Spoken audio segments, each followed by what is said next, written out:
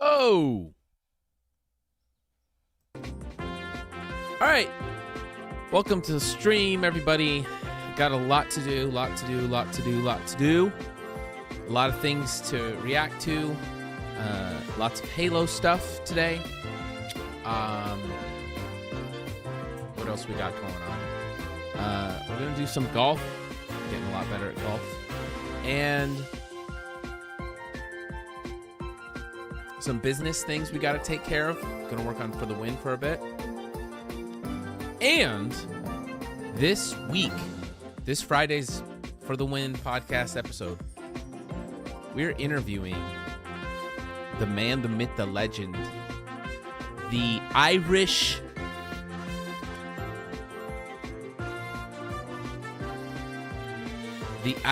wrestler, the Irish legend, the Irish baddie. Some people think, Paddy the Baddie. Isn't he Irish? Some people think. Let's look at it. Let's see here. Paddy the Baddie. Is he Irish or Scottish? It'd be really bad if he's Scottish. I want it English. My bad. That's on me. That one's on me. Not him. So he's better than Paddy the Baddie. We are interviewing the one, the only, Aaron the Loco. Been watching his stuff for a while now. Very intrigued by him, by his story, his streaming journey as a fellow content creator and streamer. It's always inspiring to see someone just absolutely crushing it. So we're going to be talking to him this week, and then the episode will drop Friday, so it's going to be freaking amazing. Sick. Can't wait to hear more, find out a little bit more of his story. So if you have a question for him, you can see my pinned comment there. If you have a question, if it's a good question, drop it in the comments. And we will ask it. Get to know him a little bit. And great vibes, good times. We gotta think of a good Irish nickname for him. He's an amazing guy. He's got some cool stuff going on. So anyways, that's what we're gonna be doing with that. But without further ado, let's get into some of the stuff that's been happening. I want to watch a bunch of videos, and I wanted to watch them earlier, but I'm like, you know what? I'm gonna wait till we have the stream. So we're gonna do that. We're gonna watch these on stream here, and we're gonna talk about them. And I want to get your guys' opinion, your guys' thoughts, and a lot going on, man. Halo Infinite. I figured once a week I'm okay to talk about Halo. For the rest of the week, I'm not gonna, deal with it. But I do understand that a lot of you guys in my channel, we like Halo, even if it's in a bad place right now. And so I figured, there's people who drop content and share the updates, like Mints and people. So it would behoove us to at least just, see what's going on. And if it's nothing, then it's nothing. But if it's something, we can talk about it. So first and foremost, let's get into this. I want to do something. There's a lot of videos here that I actually want to check out. But let's check out this first one. Let's just warm up a little bit. A little warm up here. This is what is this? I saw this. This is an old video actually, but it's Halo versus. Oh, gosh.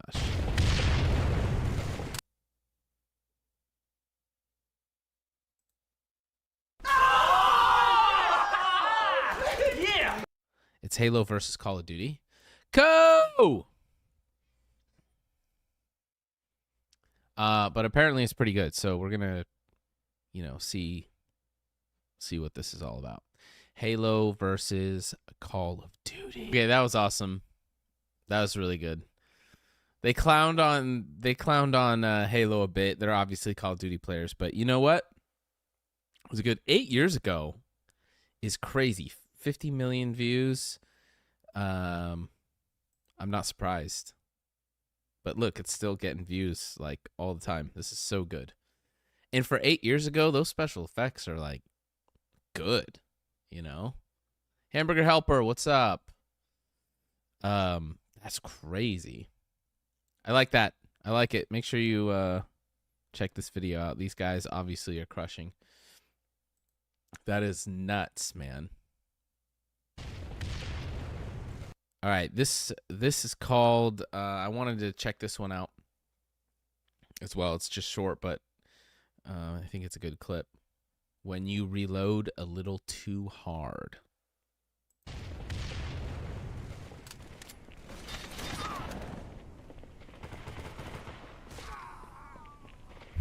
That's funny.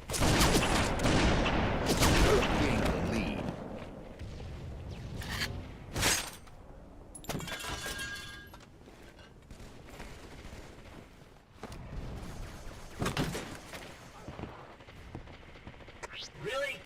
I can't believe they get people like you in the battlefield. How do they do that? That's like amazing, honestly. Like, how do they? I mean, I know how they do it, but the fact that they're able to. Okay, so I think it's like right there. There's like that frame. They switch it. It's so cool, though. Yeah. Right there, like they just.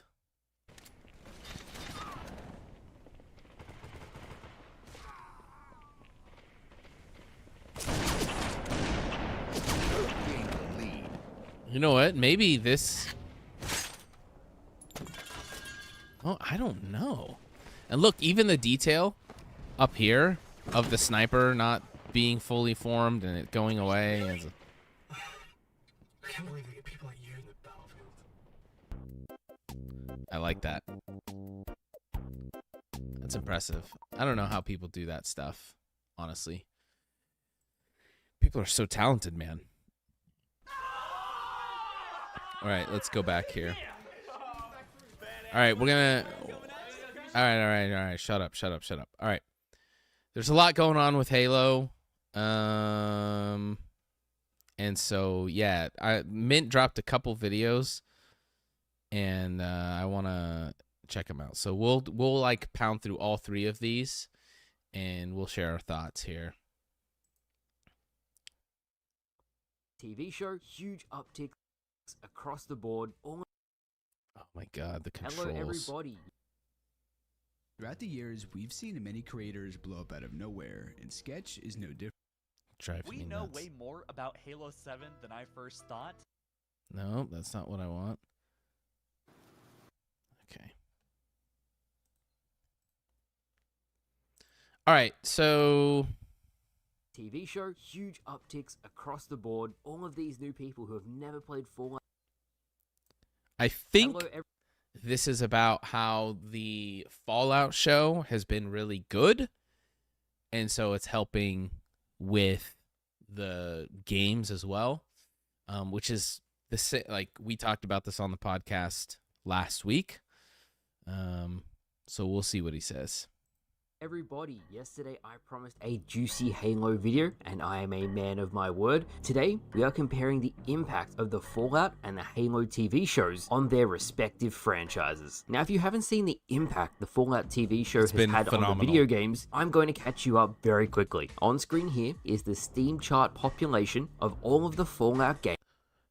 So, not only that, I don't know if he's going to show it, but on Xbox, the top 6 trending games last week, I think four out of the top 6 trending games last week were Fallout games. How crazy is that? That's what a good show can do for a game franchise. games, and as you can see, because of the TV show, they've That's all gone nuts. through the roof. Fallout 4 had Steam over too? 100,000 people on it. Fallout 76 had over 50,000 people on it. Even the really old Fallout games have all seen an increase in population. On the other hand, we have the insane. Halo TV show. What sort of impact do you think the Halo TV show had on the Zero. overall game's population? Zero. Absolutely nothing. If you ever wanted a metric, a way to measure the success of the TV shows, Because the show isn't compelling, right? The Halo universe in the games is compelling and interesting and moving, right? The story and the world is something you're just like, whoa, this is like, there's something about this. Yeah, Fallout 3 is the best. What's up, Antar? So it's no wonder, like, when the show isn't compelling, why would anyone visit the games? Like, that is a obvious, no-brainer. this is as black and white as you're ever going to get. The Fallout TV show is so popular that across the board, It's so every single amazing. game, and I'll put up the Steam Actually charts right now, they've all gone up in population. impressive, As a honestly. disclaimer, yes, I know, Halo is predominantly on Xbox. The Steam No, population no, only represents not an a excuse. certain majority of the overall population, but what it is good for is showing actual trends. No, but For look at those example, the freaking Steam numbers, population on Halo Infinite has been consistently going down ever since 343 got rid of seasons. Season 4 doubled the population. Season 5 doubled the population. loved People were Fallout hopeful 3. for the future of the game as was many so good. major issues were I fixed, had so and the much fun with it. population reflected that. Fast forward to 2024, and we're getting these CU updates, and as I have said many times, calling an update a CU update does nothing for the marketing. It's not going to bring in any new people, and Right. that is reflected in the graph. No one's gonna get it he's exactly right on this. No one's gonna get excited about a content update, content pod. Like, you have to brand these things. You have to package these things, right?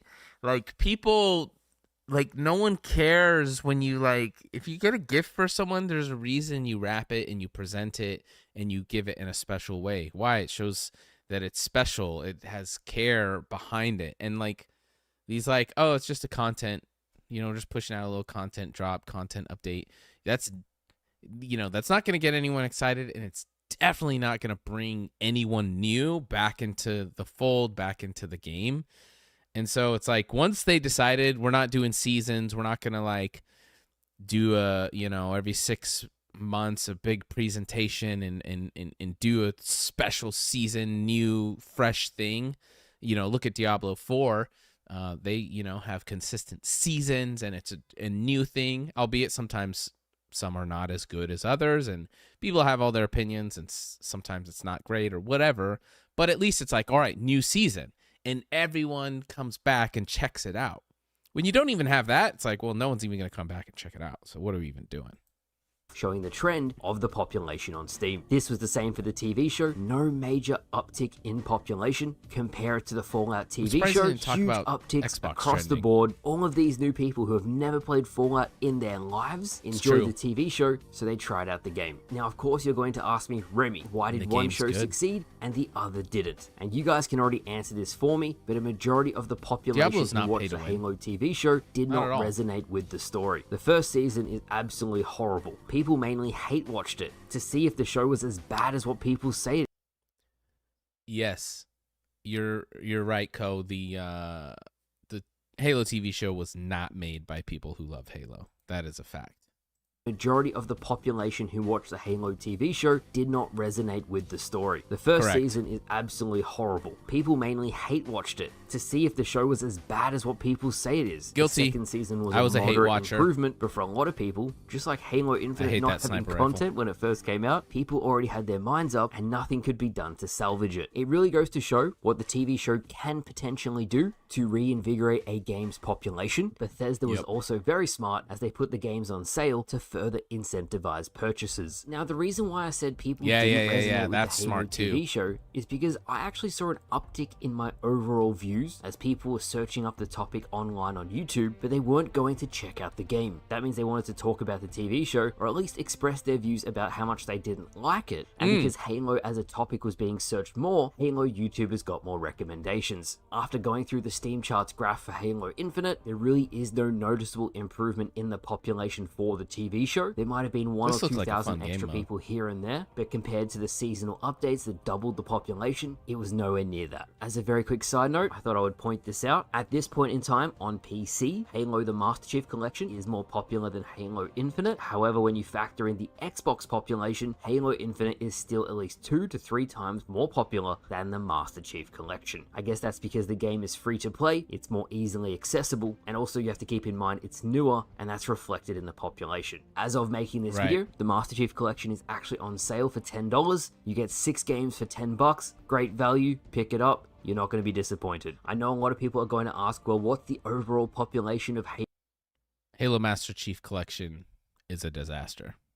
Halo Infinite then? And all I know is it's significantly less than the start of the year. I think peak concurrent players at the start of this year was 50,000 at peak across all platforms. If I take the Steam population and use it as a percentage and a fraction, compare that to the total population back in January, and then make a guesstimation as to what the population could be, it's around 35 to 40,000 concurrent players at peak. Now, why is this video important? And there's 2 reasons. Fallout 76 launched in such a broken way. It was terrible. The overall experience was a complete shambles. Halo Infinite launched in a much better state. And if a game like Fallout 76 can have the revival it has had, there was absolutely no reason Halo Infinite or even Halo MCC couldn't see the same growth. Of course, that isn't going to last forever, but it would have been nice to have a new influx of people, as it would have made matchmaking times a whole lot faster. The second reason is, I just wanted to see a great Halo show. The Fall of Reach only being on screen for 1 episode, and you could tell there was massive issues with the budget, and then they moved the story off planet and just leave it. That was so disappointing. Now, I do these videos as sort of documentation. How is Halo at this point in time? And then we can look back maybe 1,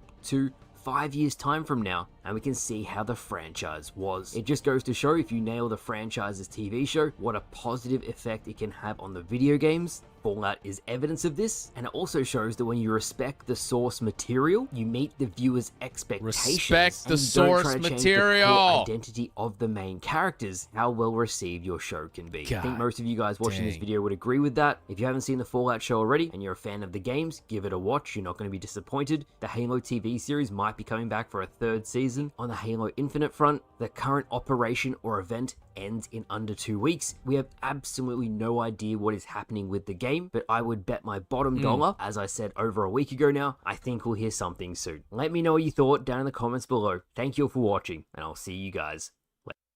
Okay, so he's right. If the show was good, you know, there would be so much more going on for Halo. There would be a revival, but they absolutely they fumbled the bag, you know, harder than the Lakers did last night against the Denver Nuggets. So, yeah, he's 100% right. Make sure you subscribe to his channel, follow him. We're going to watch a couple more from him with some of the stuff going on. Yeah, dude, it's literally just, there it is. That's it. If we had a good show, how different things could be. And I will say, in Halo's defense, you know, the Fallout show, it's a little bit easier for it to, you know, for them to make it a good show because I guess some of the characters aren't as specific, right? Because in the Fallout games, you play as your character, and so whereas in Halo, you play as, you know, the Master Chief. So there's a very specific character arc and things like that.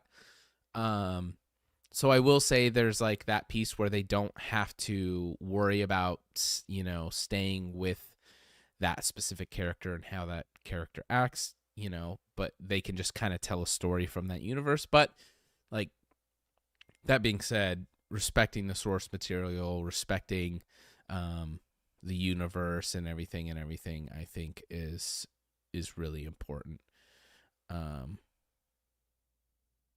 So anyways, I digress. Let's check this out. That's a good video though. And you know, it is what it is. It does suck. That was my first thought too. I'm like, this sucks, man. I'm very happy for Fallout fans though. Dude, they keep blowing up my phone. Where's the other? Let's stay on the Halo train. I don't know what this is about, so I'm interested to see what. Well, this wasn't a topic I ever expected to cover, but here we are. Halo 5 versus Halo Infinite microtransactions. Okay, we're talking microtransactions. Let's see what he has to say. I'm going to be talking about the downsides of both systems and how both of them differ from one another. There's so many consumer-friendly ways to do microtransactions in video games these days. Now, for context, when Halo 2 and Halo 3 came out under Bungie, Halo 2 had a map pack that came out that had maybe, I don't know, like 13 maps on it. It was a DLC, so you went to the store and you bought a map pack. It was a disc for like $20. You could also download it from Xbox Live.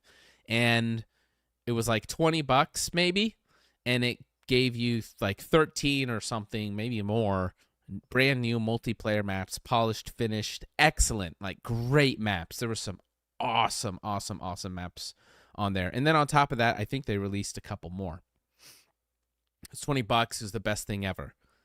On top of that, the game itself, like from launch, already had tons of skins to get. I don't know if they're unlockable. I really don't remember. Maybe they're just available already out of the gates. It was kind of before this whole era of like crazy progressions and grinding and stuff. And then Halo 3, same type of thing. They had, I think I remember they sold like a lockout map, I think was like a DLC, little map pack, but it was never like crazy, and it was like solid. So you never were like, oh, this is trash, I would never pay for this. It was like, oh, this is reasonably priced, I want this, it's all good. Fast forward, a decade of 343 making Halos, and here we are.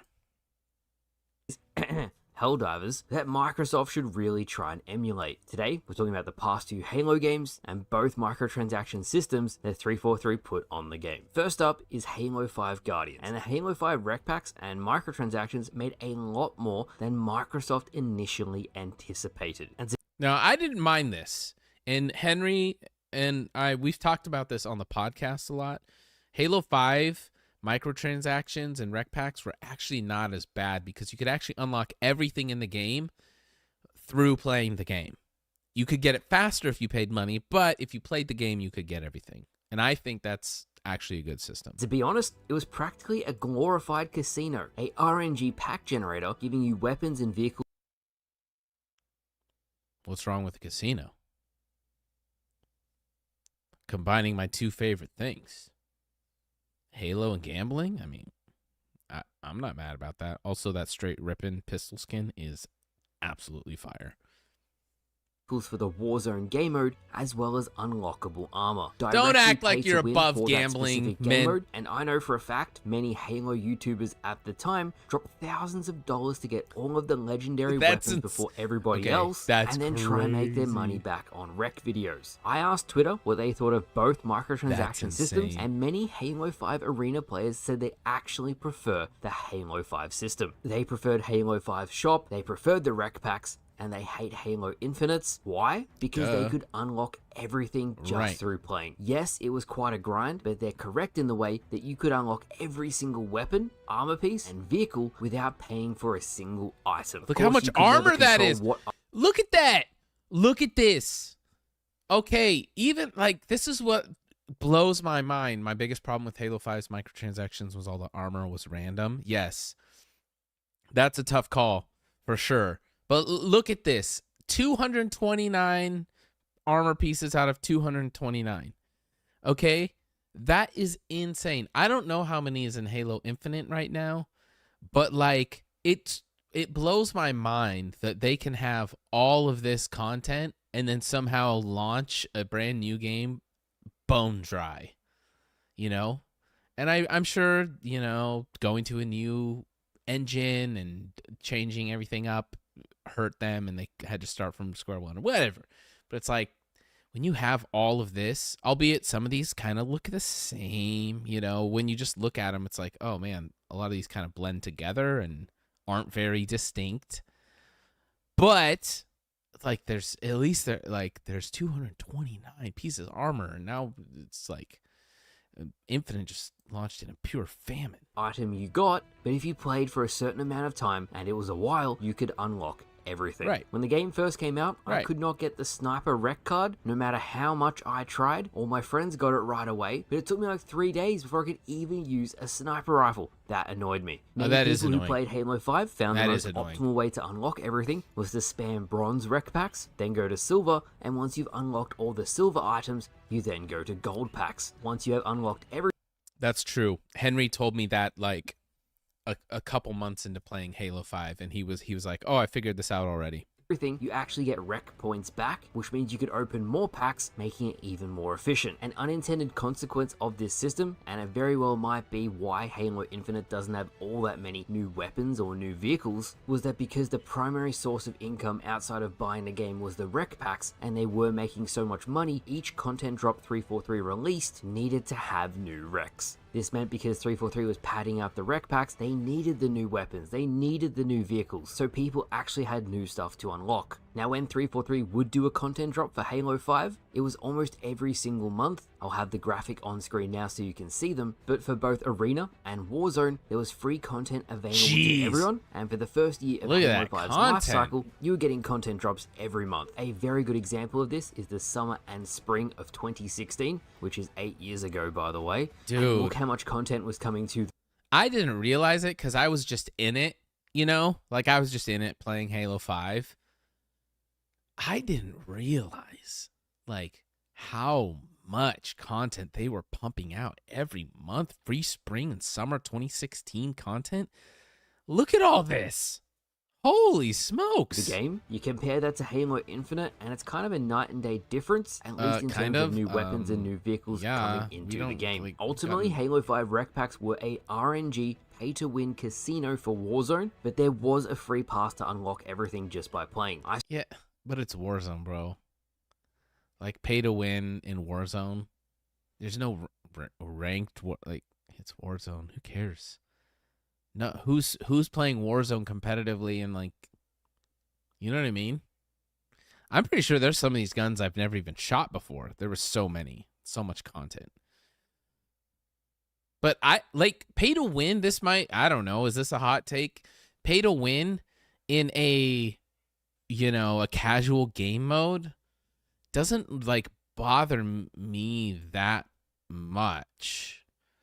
Like, if everyone was like, I don't know, it just never, when I play Warzone, I was never like, oh my god, they just have pay to win, that's why they're winning. It's just like, no, it's like chaos and tons of people, and who cares? I I don't saw know, that's numerous just- comments of people dropping almost $1,600 on Halo 5 rec packs, so Yeah, but I'm really glad this system didn't continue. Yeah, but As for that's some people, not they really everyone. couldn't control how much they spend. And that's still an issue with Halo Infinite, and I'm going to try and be very objective that's and not a rant minority here, of but people, I I would absolutely think. despise both systems, and Halo Infinite is no different. However, this system locks 90% of its armor behind a paywall. It's 90. insane. This content will never be Insane. achieved by players just playing the game, although the game is free to play. You do get the option to pick exactly what you want to purchase, but it's And they're, horrible like, because not it's even so cool. expensive. The store itself has FOMO. If you don't get it now, you never can again. 343 has actually taken steps to make content available I hate that always, sniper but too. they've raised the prices on everything this year, which I really don't agree with. Now, as I Yo, mentioned about Halo Biden's- 5, Biden's Halo economy is Infinite throughout hitting its the Halo entire store. life cycle has only seen two crazy. new weapons, which are the Bandit Evo, and if you want to even count it, sandwich? the Sandwich. In terms of vehicles, they've only had the forklift. Outside of the Master Chief armor for hitting Wait, what's max the rank, where's the Sandwich? earnable armor just from playing the game? You can have stuff in the shop, but That's give in the the players game? something for just playing the game. Reward them for their time invested into the game. Where's the achievements like Recon for doing cool What? things? Where's the challenges that if you complete something That's difficult, in the you're game? rewarded for it? Where is the extra When did they put a sandwich in the game? rewards of the other ranked tiers in the progression system? Where's the reward for hitting What- Onyx when did this I- season in ranked? The list goes on. To be completely honest, you can see the greed in both of these systems, pushed mainly by Microsoft, but it's my hope in the future that we see a more consumer-friendly microtransaction model in whatever Halo game comes next. Helldivers is the new golden standard for microtransactions in games. It rewards players just by playing, and to my surprise, Helldivers even rewarded me for the rewards that were earned by the community the next time I logged in. That was so cool to see. If you produce a game that meets the players' expectations, they will go out of their way to spend money on your game. Build the game around being fun, and I guarantee players will drop money to reflect that. Every It's time pretty I watch obvious his nowadays that many game Every time I watch his gameplay, my heart breaks a little bit for him that he has to play on Oceania or whatever servers. It's like the delay reflect that. It's pretty obvious like nowadays he's so that many good gaming companies have their priorities at playing on this like being fun, and I guarantee bad players will drop money to reflect that. Like, It's look pretty at- obvious look at the nowadays that many game like you see how he takes that shot and that like players half will a drop second money delay to before the reflect that. player dies It's pretty is obvious insane to me. nowadays that many gaming companies have Like that's so nuts. their priorities all backwards, and I hope it's something that changes over time. For whatever Halo He would game be a comes demon, next, I hope there's a an focus absolute on putting demon the player on first, LAN over here. rewarding them for their time spent in game, and even objectively, when I Like, look at Halo it Infinite would be now, we've gone from nuts. 100 tier battle pass to 50, and now to 20. There's a 500% increase in shop items and less value for the free-to-play players. Even if you That's insane. Yo, they're just like doubling down on the shop, baby. If you only put in $10, which was what the previous Battle Pass cost, you can't even get one armor set out of the store. You don't even get credits back for completing the 20-tier pass, and when you look at it from a black and white dude. perspective, the value you get for your money as a Halo Infinite player is Those look lower like now than trash. it was in Season 2. This is both in terms of prices and availability of unlocks. So there are my thoughts. The next Look, they are just milking this game for all it's worth. You know, it's on its way out. The game is done. They're moving on, and so they're just trying to get every last nickel and dime that they can. They don't care about Halo. They don't care about this game anymore. They're done with it. They're done with this game. They're just trying to squeeze every last penny to get that, you know, end of the year budget line looking a little bit Halo more game will bearable. definitely have microtransactions as That's it's an it. industry standard now. What I hope we see is they aren't so invasive as the Ooh, ones that of was a sick Halo shot. 5 and Halo Infinite. So thank you for watching. This video was on my mind for a while, so I wanted to get my thoughts out and do a video about it. I hope you all enjoyed nonetheless. Let me know what you think down in the comments below, and I'll see you all later. Boom! That guy's getting nailed. Yeah, man. It's it's so like obvious. They are just trying to get to that end of the year budget line, try and salvage something, nickel and dime every last person. The game's not finished, but the shop is fully stocked. That's 100% right. That's 100% correct. Yeah, they're just trying to get as much as they can out of it. Great video from Mint Blitz. Once again, I just like how he's informative and just you know, does it. All right, this is the last Mint Blitz one we're gonna watch. Lots of Halo today. There was just so many Halo videos, and so I was like, you know what? Let's get into the Halo a little bit. Ladies and All right.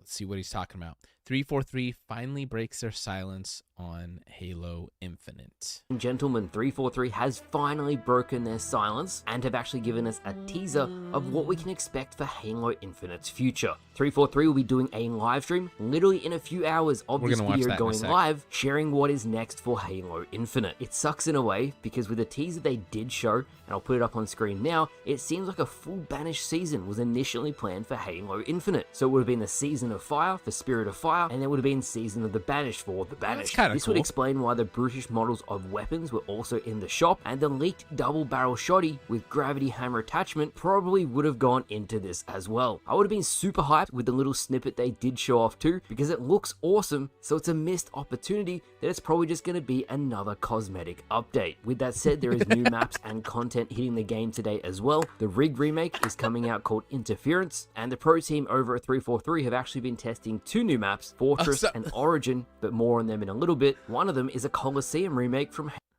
So the big update is Forge maps that the community made and shop update that you can buy. Halo 5. We also have an update on the cheating situation. Let's see. Cheaters have developed their cheats even further, which is hard to believe that was even possible, but they have. 343 has said nothing yet. There's even been top players calling out 343 on the state of the game. We have a lot to talk about today. Let's get into it. First up, 343 shared the teaser for the Banished operation launching April 30th on Halo Infinite. The teaser itself would indicate some humans, some Spartans have joined the Banished. First of all, it's a shame they cancelled the multiplayer story, because that would have worked into this. Yeah, everything. It's like, 343's doing this. It's a shame that they canceled this and they canceled, like, everything that they do just has a freaking stain on it. My goodness. A lot of people have said it's hard to be excited. Wait, is his ping really 202? Am I reading that? When right? All they expect are 10 overpriced That's cosmetic bundles for insane. $200 USD in the shop, and then we get a 20-tier pass full of filler items. Zerasia even said it himself, image on screen here. But the juicy part about this is 343 also has a live stream coming up in a few hours of this video going live. If you are watching this video in the first 2 hours, the live stream will be coming up soon. Now, we're hoping 343 showcases the future additions to the game beyond the Banished update they are doing, so you can expect a full breakdown of that as tomorrow's video. Cool. Personally, I'm hoping 343 shares the match composer finally, so we get an idea of what it's going to look like, as well as 343 sharing what's going to come next. How long are they going to support Halo Infinite? Are they going to address any of the big issues everybody has brought up? That's what they're not gonna say. There's no way they're gonna say. That would be stupid of them to say how long they're gonna support Infinite. Because the moment that they say, all right, guys, this is, we're going to support Infinite for 1 more year, blah, blah, blah, then everyone jumps ship. It's like, oh, well, this game's, it's going to die. They'll never say. They're just going to keep, slowly milking it until they just let it go. And then we'll be like, oh, I guess they're not supporting Halo.api posted this online with an assault bomb emoji, so many are We predicting are that banished. assault may So finally creative. release in the not too distant future. I'm genuinely surprised it took this long, as Griffball needs assault to even function. Come on, I like 343, Waterworks. give us an official Griffball playlist. Now, as I said, many people are going to expect them to address key community concerns, as so far in 2024 there has been numerous issues Internet that was have popped bad up. in It is safe to Australia. say the Forgers have been carrying Halo Infinite. Shout out to you guys, absolute legends. Now, speaking of Forgers, 2 new maps should be releasing today on Halo Infinite. Corrosion is expected to finally roll out into its 24/7 playlist for the final week of the Yappening 2 event, and the Rig makes a return via Interference. This will be going into the ranked playlists, but I also hope the unranked social modes get it too. The Forgers specifically said they wanted like an Arctic aesthetic, but many people said they wish it was as colorful as the original. It does look a bit bland, just like the Solitude Halo 5 Plaza remake. Yeah. That also Okay, look, this is the Halo 5 version. This is the Halo 5 version. This is the Halo Infinite version. Yo, what? Oh, God, what are we doing? This game is endless entertainment, I swear. I swear. How bad was the internet while you were in Australia? Well, when I went to Australia, they didn't even have cable internet back in 2013. All they had was DSL, which all of the United States was already moved over to cable, so it was bad. people said they wish it was as colorful as the original. It does look a bit bland, just like the Solitude Halo 5 Plaza. A bit? This is what I'm talking about, Remy. I think you're incredible, but you are so agreeable, it's insane. Your agreeableness level is just like way up here. You're so nice all the time. Like, yeah, it looks a bit bland. Look at this! The whole thing is one color! Lifeless, so I wish we had some color. Now, if you want to be a detective and you actually look up the 343 protein gamer tags, you can see the maps they've been testing over the past couple weeks. So there's two new. They're really good at doing one color maps. Like, holy crap, how are you even supposed to, like, have any sense of depth in that? The lighting is so bad. The color is just like, bleh. Dude, on everything, every Halo 3 map, and I've talked about this before when I did a Halo 3 LAN in December. I was playing Halo 3 for like an entire day, multiplayer, and I was like, these maps actually look better than Halo Infinite maps. The multiplayer looks better. And I don't know how that's possible on such old hardware. But I mean, holy crap, look at this. This is a tan, brown, like a tan and green and blue map if you count the sky as a color. I mean, this is wild stuff, dude. New maps they're also testing. One is called Fortress, and the other is Origin. On screen are both of the maps, and Fortress is like Looks a so medieval bad. castle, and I quite like the This look is- of it. this looks Origin a little is better. a remake of Colosseum, and honestly, at this point, the lighting needs some work. Once again, Forges are carrying, so shout out to you guys. This Oh, they didn't even make it. It was a Fortress Classic. brings me to cheaters and state of the game. I've been tagged numerous times into people running into cheaters on Infinite, and I've been helping to showcase the issue, so hopefully 343 fixes it. On screen is their latest exploit, and it's bad. Nice. They now no-clip through the floors with instant kill assault rifles flying around the map. Come on, That doesn't 343, even- you that doesn't gotta even do seem fun to something. me. The state of the game is so rough now, you even have world champions speaking out about it. Lucid specifically said this: point of view as a Halo player the last month. 343 is bailing on Halo seasons. Your shots aren't Obviously. counting. You're waiting an eternity to find games, and the ones you do find are terribly balanced. I quit playing Halo Infinite a long time ago when shots weren't registering. I'm like, there's no way I'm just going to keep playing a game where shots don't register. Like, until they get that figured out, I'm not touching it, dude. There's just no possible way. Still playing brown and grey Forge maps with no other new content, on top of cheaters Brown flying and grey around on their Forge magic maps? carpets. All while in the dark, assuming I the love next that. Halo comes out in 3 years, it is actually pathetic. And the man is right. I've been pointing out all of these issues, and it seems like nothing has been done, which is why today's live stream is so important. What's the name of want this video? answers, and I can only imagine what the chat is going to be like. if 343 loves doesn't brown and deliver grey any. Lastly Forge today, maps. and this was very interesting to read, I've mentioned a bit about this in the past, but it seems like most Halo-related projects, at least at the moment, are being outsourced from 343, with 343 themselves being the overseeing company. If people wanted a different studio to work on Halo, then this is as close as you're going to get while still having 343 involved. We know Sperasoft is making the Forge maps, aka I don't- Corrosion. We know Sky I don't want 343 involved in anything with Halo at all. I mean, we gave them a decade. Is that like... It's Microsoft's fault. It's not 343. You know, if you go to a wedding and you're like, oh, the food here at this wedding sucks, you don't get mad at the people making the food, you know, whatever catering company they got hired. You go to whoever hired them, the bride and groom or whoever, and like, hey, the catering company you hired sucks.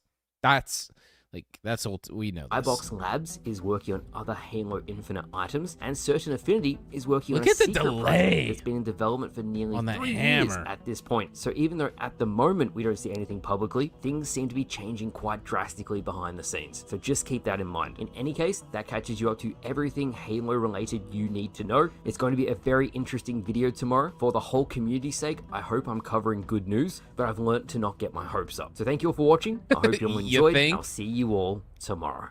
Never get your hopes up. My hopes were shattered 10 years ago when Master Chief Collection was broken at launch. Good video, though.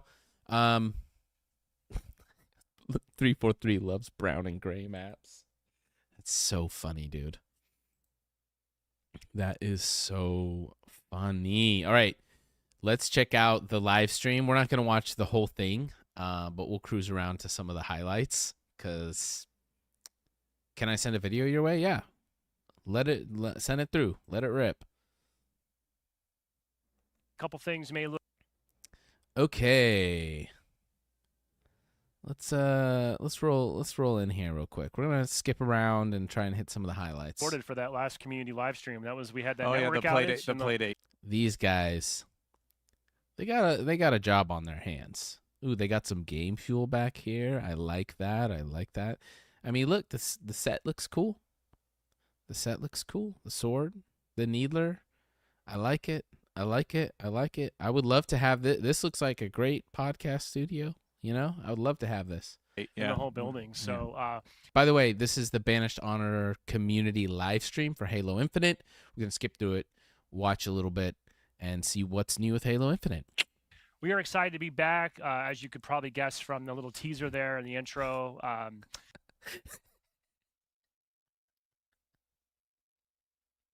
Oh my God.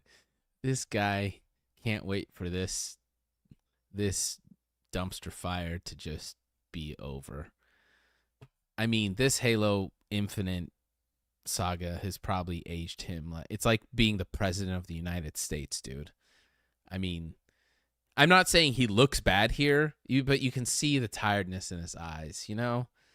It's like he's taken the Halo franchise right now through the deepest, darkest valley it's ever been through, and it's just, brutal. In even the art around us, we are moving into Banished territory. We are going to give you all a look at what's coming next week. On Tuesday, we'll be shipping our next free update for Halo Infinite.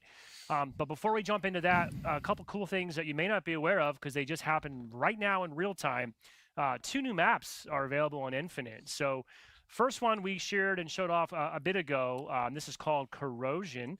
I believe you will find this map available right now in a 24/7 Corrosion playlist for a short time. Yep, Corrosion 24/7 live now. You can jump in, play as much of it, get your eat your heart out, dive in, and get to dive into some acid pools as well. Yeah, I don't know about literally diving into that acid because it does actually hurt you, but I'm excited to jump back in here as we were discussing yesterday. Last time I played Forgers. Wanted to make Here's the other gray Halo map 5 with a lockout aesthetic, and you can really see it in this shot how it's got those. Lockout was blue. This is gray. But no, I get it. Shout outs to the Forgers. Honestly, they're carrying. Carlos Frutos, thank you for building interference and sharing it with us, and we hope ranked players enjoy. I'll check that out after. after. Racking out some slays today. Yeah, should be fun. Yeah. Go. Now, though, I think what folks really wanted to talk about is what's new and what's next. So we're going to shift gears and we're going to look forward. Like I said at the start, Halo Infinite's next update's coming on Tuesday, April 30th. So we're 1 week like out. A defeated man. Teaser kicked off yesterday, so a lot more information will be forthcoming over the next few days. But today we just want to give you a overview of what's coming.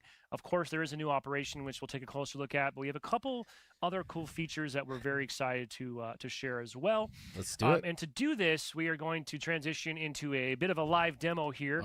Let's go. Typical caveat: this is a pre-release build. We're in sort of in a live and build environment. We're actually. All right, so we want to know how the sausage is made. We're actually. Sketch's soul has been broken here.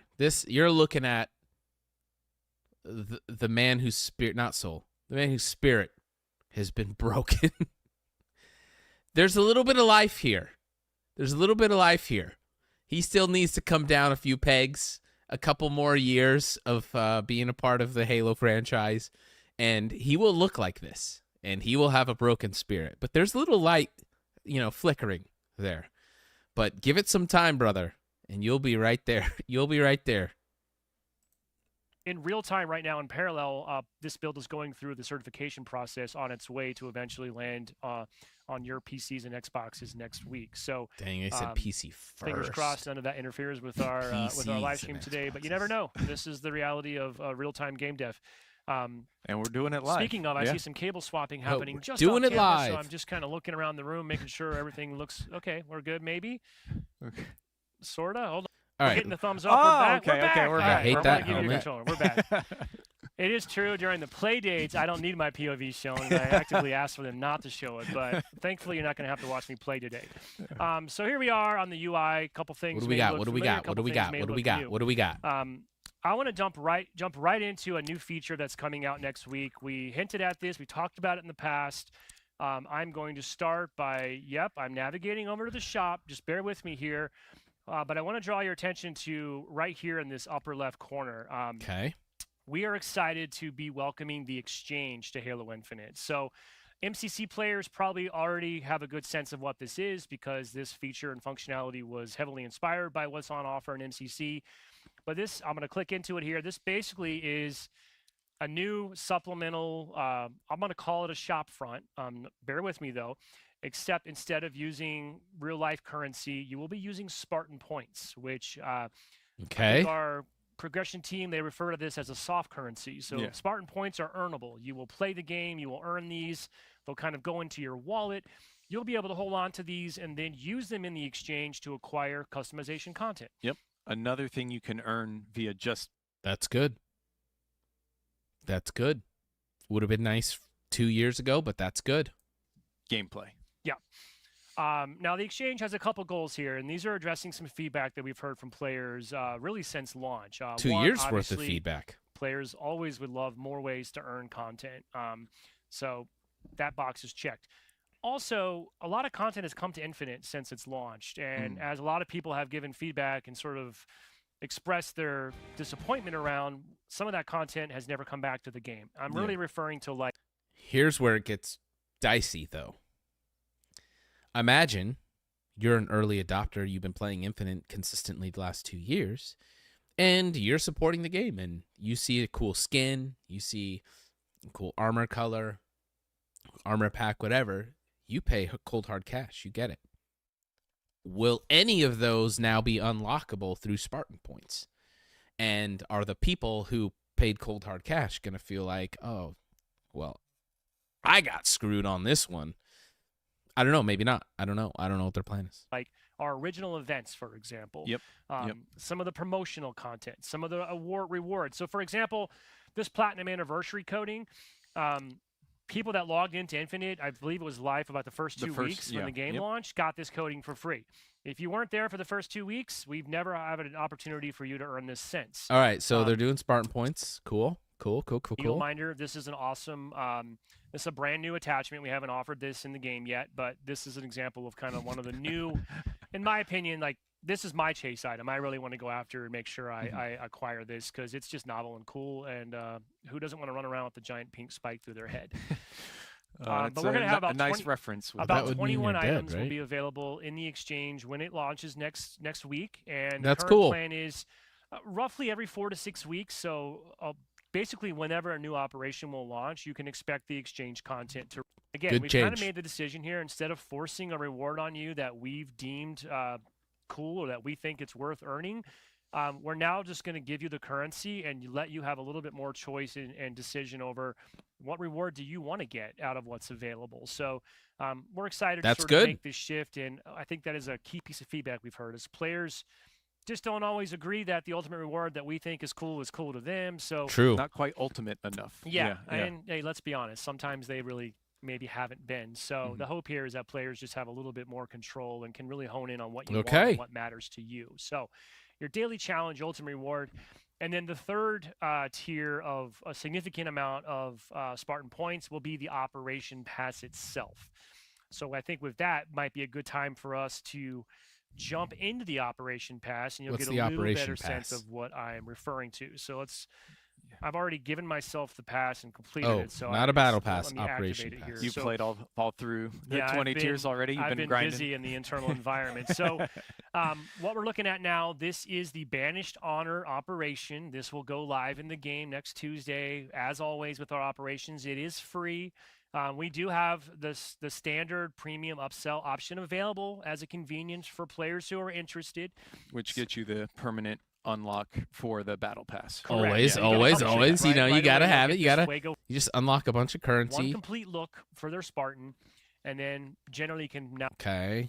So they got an updated battle pass. So stay tuned. Cool. Now we want to switch gears entirely. Yeah. And we have another demo we want to shift into. This is also something that we have. We've spoken about this before. The time has finally come. So. What? Can launch this we want to show. I'm going to launch this in real quick. We want to show and tell some cool stuff coming to Forge next week. So Forge is truly the gift that keeps on giving. We've already seen some amazing stuff coming out of the harder than it looks, and I know how much time it takes. Environments. Please humor me here. My goal was to take our new Alien Planet official palette and just lay out a bunch of the new objects and items to give you a sense. This is smart. Because forgers are literally keeping this game alive. Without forgers, this game is like dead on the vine. So feeding the forgers is like the best they can hope to do right now. And so this is very smart to just give them more tools for creativity, more things. You know, they're not going to pay them anything. They're still going to use it, but at least they're feeding them and giving them more things to play with. Of what that's going to be when this goes live. So this It is looks the map. cool. Again, don't judge me. My A bit only goal here Avatar-y, was, let me just show the breadth of content Alien Planet palette is going to offer. All the options. I'm a big fan of this, John. You know, I've been kind of gushing about it, especially after I spent some time kind of really digging in. Okay, cool. The wall textures. I get an immediate like sort of Pandora, the planet from Avatar vibe. Yep. It's just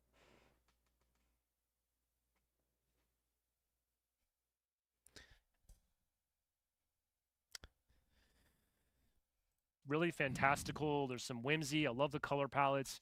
It's a little different than what we have in Forge today. So a couple things you're seeing here on the wall, a little harder for me to show off in my space. Yep, cool. There will be some new decals. What else we got? Gravity Hammer, which I think we just did a round of tuning with the last update. They updated but it's Gravity on the list Hammer? again. Yes. So after our most recent tuning update, we still were getting some feedback that the Gravity Hammer was a little too strong. It had a little too much range still. So we're going to be bringing that in a little bit more, right? We just want to make sure we're easing that power back. So it's not a super power weapon, but so it's still strong, right? So we're trying to be measured, take a smart approach with it, but you should see a Gravity Hammer slight nerf on range in the next update. Cool. I mean, that'll help me in my Husky raid endeavors, hopefully. Can you imagine being like a dev on this game, community manager working on this game, and part of your job is you have to play it every week? Oh, that would be torture, man. It is most noticeable in Husky raid for sure. That would be work. Next on the list, the S7 sniper rifle. What's happening with that? Yep. So this is just a small little quality of life update we're going to be doing. It's going to fix the zoom, speed up its ready up time when you pick it up off the ground, off a weapon pad. So you're not sitting there fiddling with it as you pick it up. It's coming up ever so slightly faster, so it feels a little snappier. Like the most common use case I'd say is you kill someone, you pick up their sniper, and you want to get their teammate, and you want to make that really cool double. Sometimes it felt like it took a little too long. Now it's going to be a little bit faster, and you should be able to get those highlight plays. Since you're ready for it and you know what you need to do, we want to allow players to make that play now. That's been what's holding me back. So this should really put me in that upper echelon of sniping. Cinder Shot. Cinder Shot. Okay, hate so this the one, Cinder Shot. we love the Cinder Shot as a power weapon. It is very strong, but we have seen some frustrations around when you get pulled by its gravity effect. So we're going to be removing that gravity effect so you can kind of combat it and you have a little more control over your own Spartan when you're fighting against the Cinder Shot. It's still going to do... Let's check this out. Get off a Cobra. Yeah, you were trying to hunt me down. I know. I was just gonna. It spoiled the fun. I was trying to surprise. Let's see what else. You. Now you're prepared for it. Yeah. Now you've given away your secret. Now you know what I'm up to. Yeah. But I still want to splat you for the sake of our viewers. I think that they're demanding it in chat. They're saying, "Please splat Unishek." That's exactly what they want. Yeah. I don't. Oh, I see. Okay. Yeah, you see me. All right. Well, I'm coming at you this way. And there it is. There it is. Yep. So the final tuning update you will see with Banished Honor is the Plasma Pistol EMP, the Return of the King. It will now work on the vehicles in-game.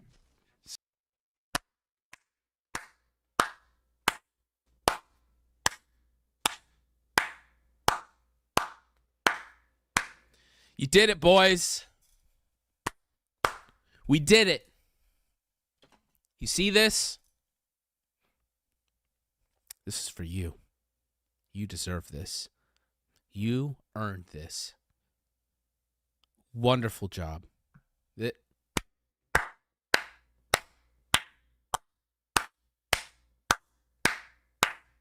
Standing O.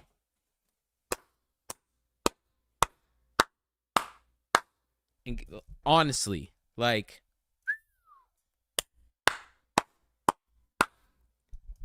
Guys, chat.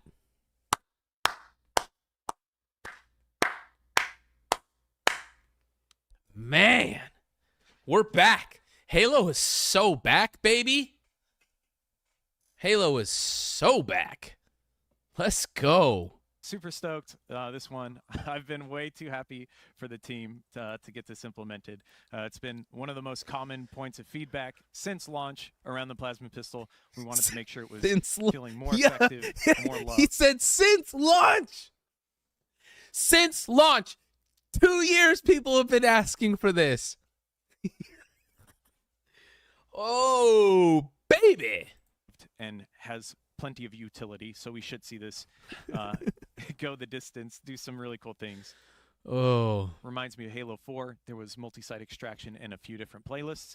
You can now set multiple sites to be active, and that'll Cool. both weapons there in the the firing range. You can go ahead and pick up the Bandit Evo and get your practice in there.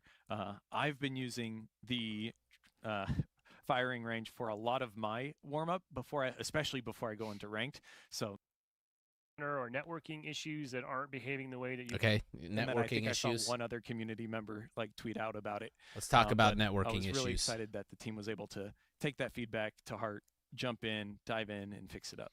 Yeah, I think that's just an example of what I was trying to get at. Some of these things are just going to be low-hanging fruit that's fairly trivial to just quickly knock out, but it doesn't mean that that's the only thing the team's focused on or that that's the only issue that they're aware of. Mm-hmm. So I do want to kind of reiterate and also just encourage people, please continue filing tickets if you have bugs you encounter or networking issues that aren't behaving the way that you would expect.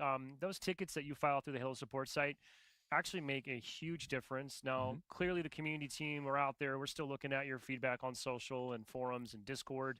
But the official support pipeline is our best way to get quantifiable, actionable information that goes right to the right people in the studio to then get sort of triaged and figure out how we can really look. And this might be a take that people don't like. I just don't think it's I shouldn't have to go through a process of, going to your website, filling out information, doing all this, uploading a screenshot, a video, to get actionable, for you guys to fix something. And I'm sorry, maybe it's that's your system and that's the only way it's going to get done, and fair enough, whatever. But why is it my problem and my chore and my thing to deal with when something in the game that you made that I purchased is not working? You know what I mean? It's free, free to play, whatever. Bought the campaign. You know what I'm saying? So that whole report it, it's look, the best you're gonna get from me is maybe a tweet. But at the end of the day, you just need to have people on the ground looking into this stuff. You need to have people in the weeds of your community seeing what people are saying. Why should I have to go fill out a ticket every time I run into something? Now gaming is a chore. Now I'm part of the dev team to help figure out problems for the game. I don't know, man. Is that crazy?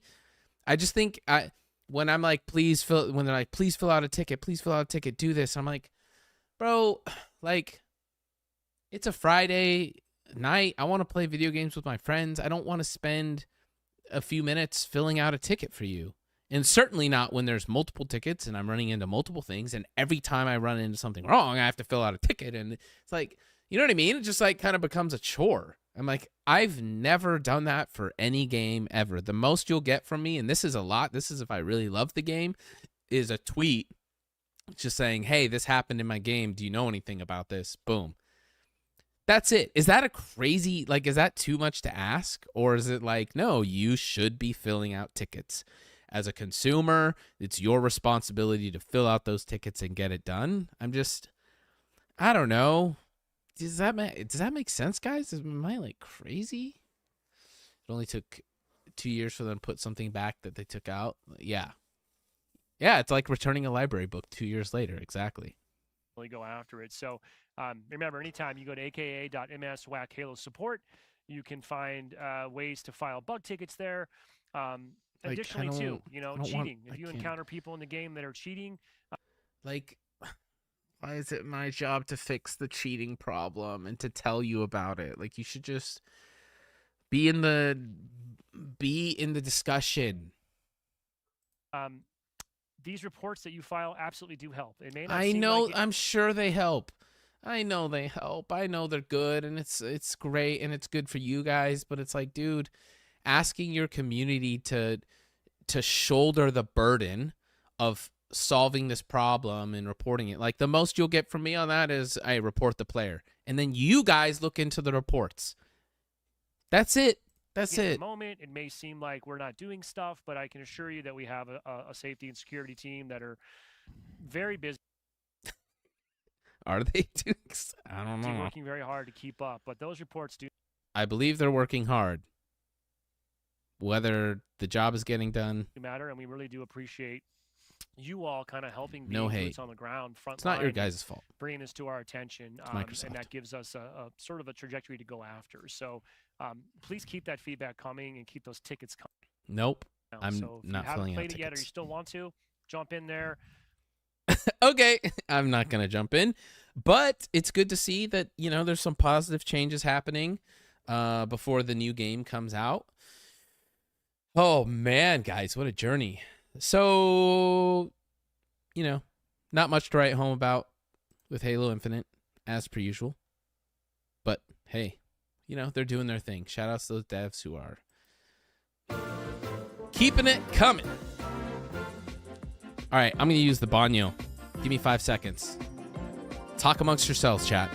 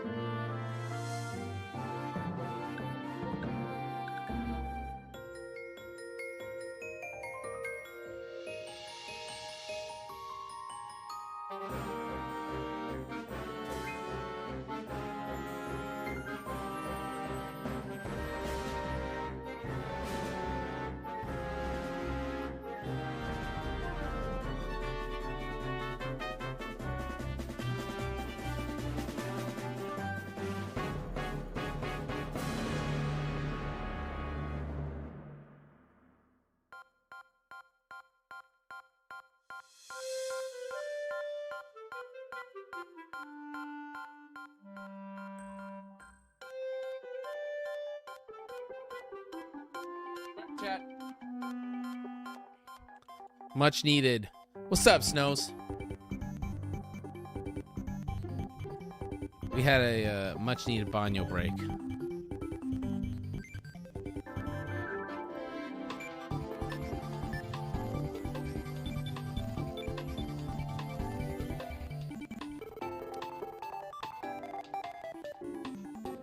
All right, 9 minutes long. All right, Co. I'm gonna play some golf. I'm gonna add this to my watch later, and then next stream I'm gonna watch it. What's up, Spartans?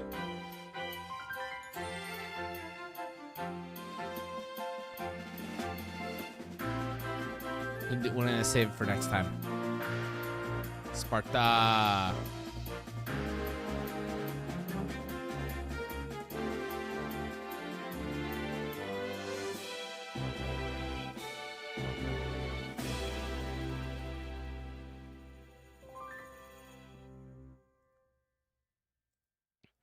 Yo, let's get into it. Are you guys ready? Are you guys ready? I don't think you guys are ready.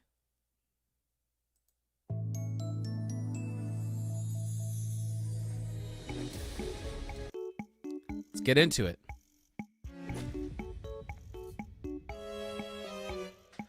Ba ba ba ba ba ba ba ba ba ba ba ba ch ba ba ba ba da.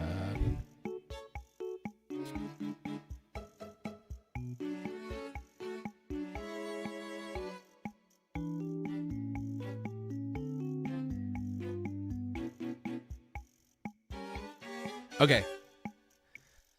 I'm good, Sparta. Thank you. How are you? Gonna keep this career rocking. We're on our way. We are on our way.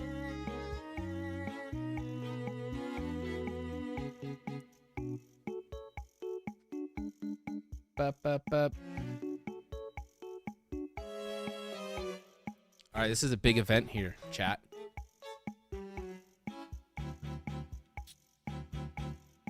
Let's get into it.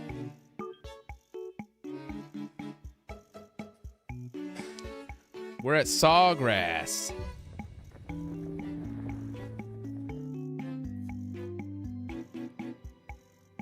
It is golf's unofficial fifth major. It is the home Woo! of the PGA Tour. It is 18 of the most diabolical holes ever strung together. Good It is Lord. visually intimidating. It is narrow fairways. Oof. It is water at every turn. Oof. But for the player who outlasts all others, it is the richest prize in golf. Yeah, baby. It is the Players' Championship. Oh, yeah. The players.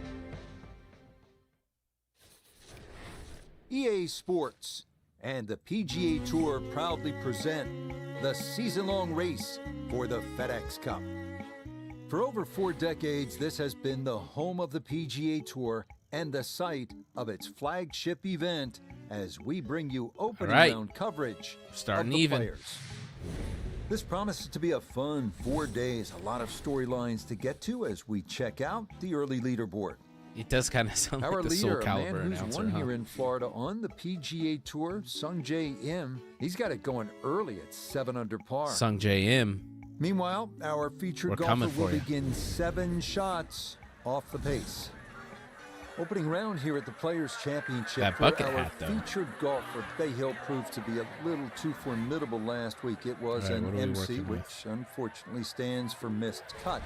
Now things are about to get even trickier. The field is deeper. The tensions ratchet up a bit. I'm curious, what do you remember about competing here Oh, in God, this that's long. event for the very first time? Rich, I was tormented like just about every other We're player in the when rough. I first step on the golf course. You know, Pete Dye is the master of disguise or camouflage. So often when you stand on a tee box, you look at what appears to be trouble. But believe it or not, that's the line to take. Pete Dye had a wonderful way of putting a bunker, what looked like in play, actually more as a line to aim at. So practice hard during your practice rounds. Find the lines, because those lines will serve you well. Oh, Our rookie we're golfer short. making that first appearance in the prestigious Players' Championship. That's short. Nota Begay III is with us. You've That's been there. short. Note to the players, not a major by name, but we all know how significant it is. And this really the first big test of the youngsters' maiden voyage, first season on the PGA Tour. That's short. What's this one like? Well, if a young player wants to find out what their game looks like on the toughest venues, in the toughest tournaments, come to the Players' Championship. It's going to test every facet of their game, and they will, at week's end, know where they stand in contrast to the rest of the players in the world. Oh! Come on. Come on. Kind of took off on him. That'll happen sometimes coming out of the bunker. From America, That's baby. Right on by. All right, 12 feet here. 12 feet, a little right to left.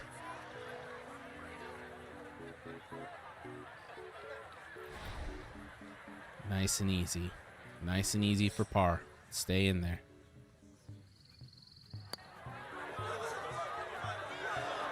Got it there, but not quite on target. That was off. All right. We got an uphill climb here, boys. We got an uphill climb here.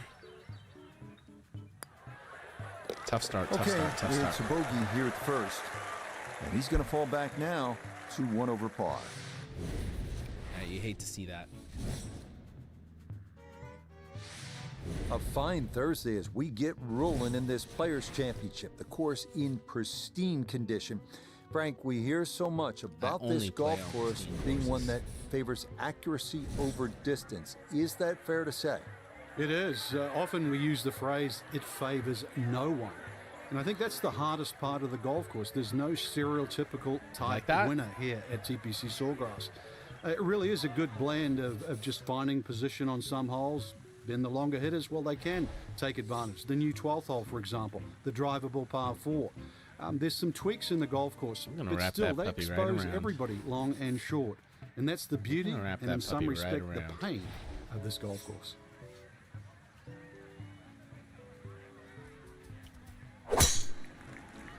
See that, chat? See that, chat? That's how we do it. Yeah, that's in the fairway. So maybe a chance for a bounce back after that opening bogey. Very nice, very nice. We're bouncing back. We're bouncing back. All right, we're going to pop this puppy right up onto the green here.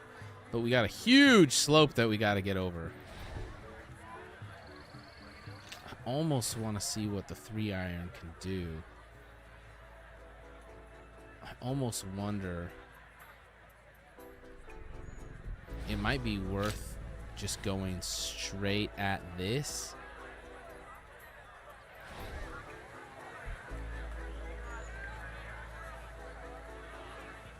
And almost coming from over here. You know?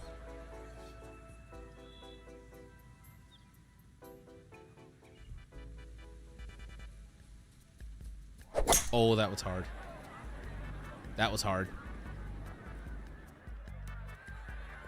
The idea was there. I just accidentally hit it too hard. Oh, that was unlucky too. If that ball had just slowed down, it could have been an eagle putt. Just kept going. Oh, just over. It's all right. We got the eagle right here. It's no worries. Let's go. Let's go. Let's make sure we're lined up here. Oh, too hard. Too hard. Too hard. A birdie try on the second green, and with that, we welcome four-time winner on the PGA Tour, Nota Begay. 23 feet here. And these are the putts you drill when you're on the putting green before the round. This should have a good chance to go in.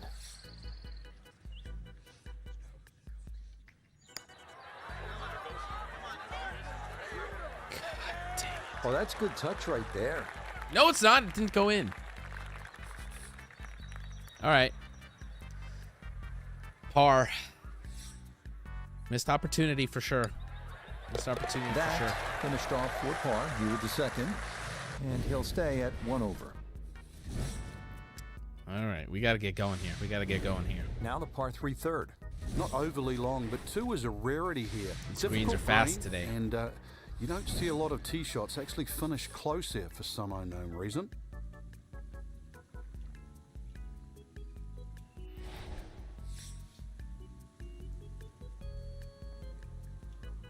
All right, we're going to rip it right in there.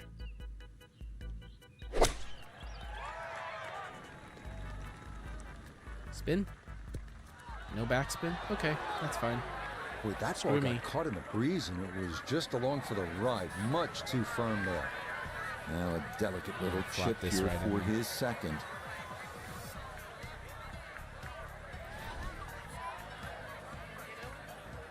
I'll flop this right in there.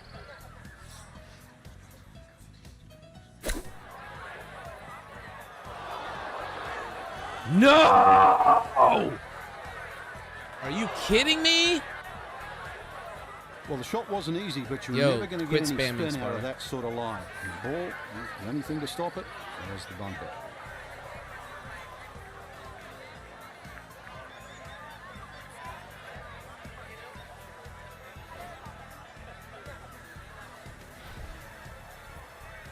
Dang it, that effed me.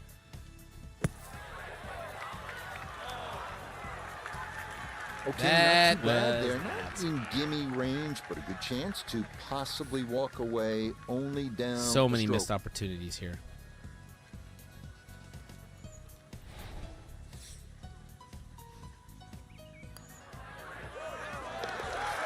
Good We're hanging stop. on. We gotta get It that. is for a bogey 4. And that's going to move him back to 2 over par.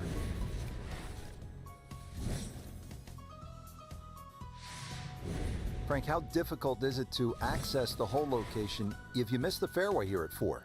Well, if you miss it left, I've got to say the lesser of two evils is to be in the bunker on the right.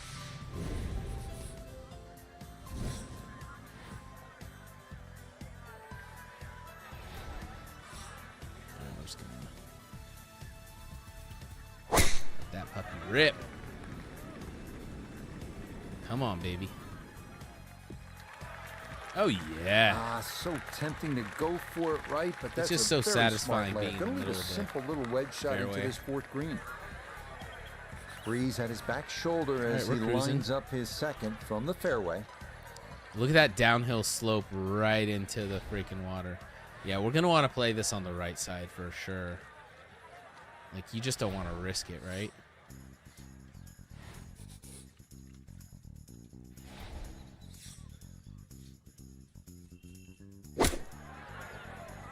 Oh, that is left, and that is trouble. God dang.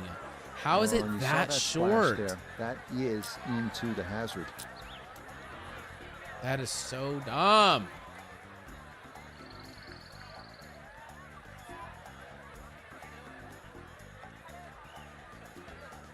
Did my game freeze? I have found with this game it does freeze and there are glitches like so. Like it literally does this. Like they have to update this.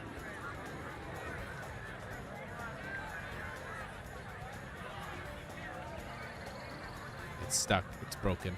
It's frozen.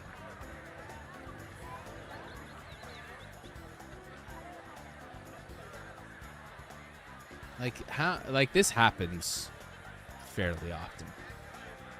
I'd say this happens like the EA seal of quality. That's right, baby. I think it happens maybe. I'd say 1 out of every 4 or 5 games. Probably.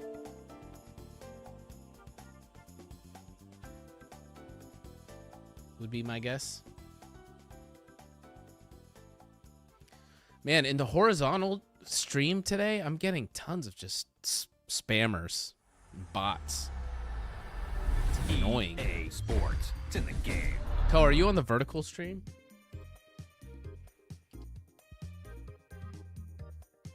Yo, Potwell. I'm actually getting more people in my vertical stream than on my horizontal stream, which is really strange to me because, you know, I've been horizontal streaming for like a long time. No, I know you're not a bot. Oh, you're on horizontal. Sorry, the vertical stream is what I'm getting bots on. Okay, that makes sense. Yeah, but I'm still getting more people on my the vertical stream, and not hardly any on the horizontal, which is really interesting to me. I'm just like trying it out this month, and for some reason, continue event. Yeah, for some reason, a lot more on the vertical stream, which I don't really care either way. I think the horizontal is probably a little bit better experience. It is golf's unofficial fifth it major. Looks better because you got the full it picture. It is the home of the PGA teach Tour. Their own. It is 18 of the most diabolical that holes ever strung together. It is visually intimidating. It is narrow. All right, let's keep it rocking. It is water at every I'm streaming turn. on YouTube, but I'm on the vertical stream and a horizontal stream. All others. It is the richest prize in golf. It is the Players' Championship. I'm waiting for the TikTok update where you can stream straight to TikTok without having to go through their stupid platform. Once I can do that, EA then I'll be Sports streaming on TikTok. And the PGA Tour proudly present the season-long race for the FedEx Cup. For over 4 decades, this has been the home of the PGA Tour and the site of its flagship event as we bring you opening round coverage. Yeah, you can do both players. at the same time. This is going to be pretty, a compelling 4 days of golf. It's a lot of pretty easy, storylines to follow as we move through the weekend, and we take a look at the leaderboard here in round 1. Dude, it restarted this hole for me because it froze. Tour, so I don't take that water hazard stroke. Let's go.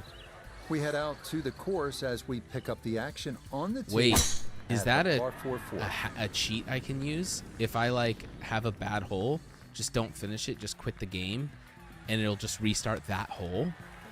Bro, that could be a hack. Cut. We know you can't spin the ball as much from the first cut. Still lying okay. Opening round here at the Players' Championship for our featured golfer. Bay Hill proved to be a little too formidable last week. It was an MC, which unfortunately stands for missed cut. Now things are about to get even trickier. The field is deeper. The tensions ratchet up a bit. Frank, curious, what do you remember about competing here in this event for the very first time? Rich, I was tormented trying like to just do about every other player yeah, I when they first can step on the golf course. Pete Dye is the master of disguise. I can send you a camouflage. video So often when you that stand I watched on the tee box, to kind you of look learn at how what to do appears it. to be trouble. But if you believe it or just not, like go on that's the line YouTube to and do take. like set up Pete Dye had vertical, a horizontal wonderful way of stream putting a on bunker, what YouTube, looked like in there's a play, few videos actually that more can as show a you how line to to do aim it. at. So Really? practice hard during your practice rounds. Find the lines, because those lines Mario will serve Golf you has the well. same exploit. Our rookie Nice. golfer making that Good to first know. appearance in the prestigious this. Players' Look at this Championship. Note curve Begay the right third is with us. You've been there. Note of the Players, not a major by name, but we all know how significant it is. And this really the first big test of the youngsters' maiden voyage, first season on the PGA Tour. What's Quit this one talking like? during Well, if my. a young player wants to find out what their game looks like on the toughest venues, in the toughest tournaments, come Let's to the go. Players' Championship. It's going to I test couldn't even every see 'cause the camera facet angle. of their game, and they will at week's end know where they stand in contrast to the rest of the players in the world. A fine Thursday as we get rolling in this Players' Championship. The course Went from a water hazard Frank, we hear so much to about a this golf frickin' course being one that favors accuracy over distance. Is that fair to say? It is. Rip Often this we use chat. the phrase, it favors no one. Boom. And I think that's the hardest Whoa, part whoa, of the whoa, golf whoa, course. whoa, There's no whoa. stereotypical What? type winner here at Come TPC on. Sawgrass. It really is a good blend of just How finding did we get position on there? some holes. That's Then the not longer hitters, well, they can take advantage. The new 12th hole, for All right, we're example. gonna roll the this. drivable par 4. There's some tweaks in the golf course, but still, they expose everybody long and short. And that's the Actually, beauty, this is a and in 5 some iron. respect, the pain. So we're of gonna this pop golf this up actually right behind the hole there, right over in this area behind the tee. We're gonna pop that up right behind there where the putt is a lot easier and manageable. Going against the wind, 5 foot downhill, and we're gonna go in this little area right back behind the tee where there's not as much movement. Watch and learn, chat. Watch and learn.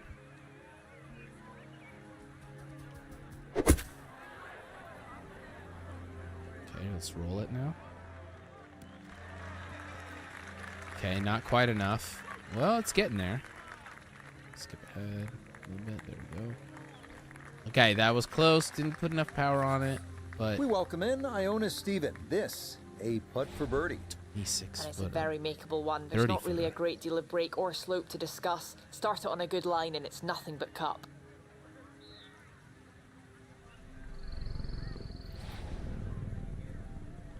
It is just a ways away. Come on, baby.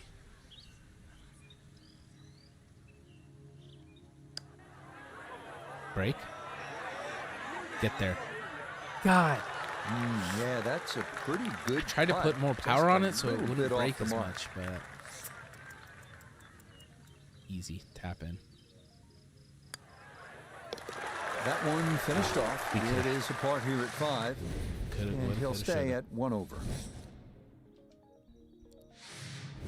On now to the 6th, the hole that Pete Dye called the most beautiful hole at TPC Sawgrass.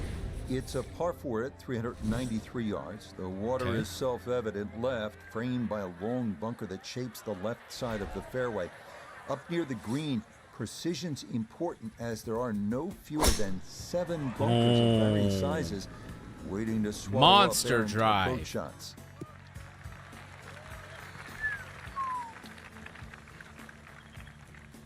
Monster drive, baby. Monster drive. So after that bomb of a drive, this is second to the par 4. All right. We don't want to end up on the left side of the screen.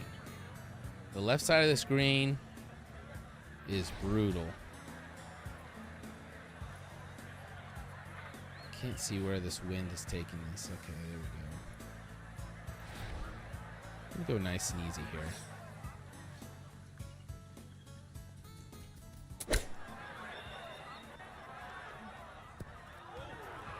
It never has the spin that I want. Well, it's on, but that's going to make things difficult from there. 45 a little careful footer. with this one. It's for birdie.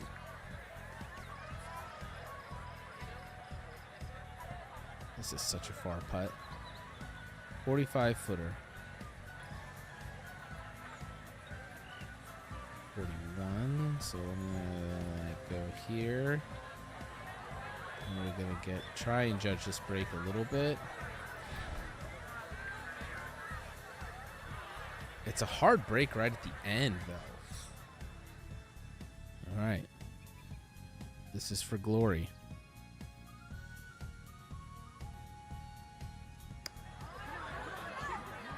Okay, break.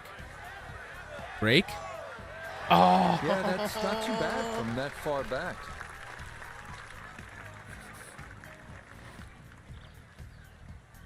All right, straight in. This is as straight in as it gets right here. Nicely read there. It is a par here at the 6th. And he'll We got to get under, right boys. We got to get under.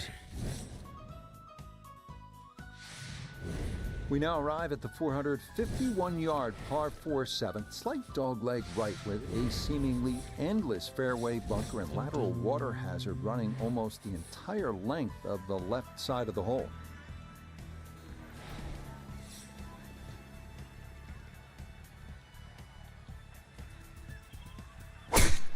Monster.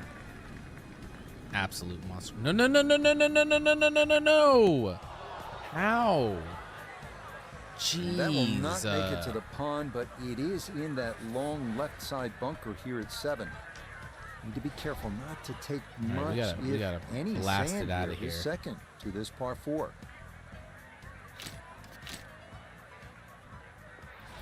We're gonna actually club up.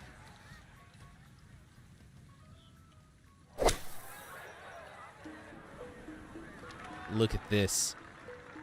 Look at this. Look at this. Oh, that shot took some guile, nerves, confidence to hit it out of that fairway bunker. Inside 10 feet. That's as good as anyone on the PGA Tour. Not much to this one. It's for birdie. Straight on, baby.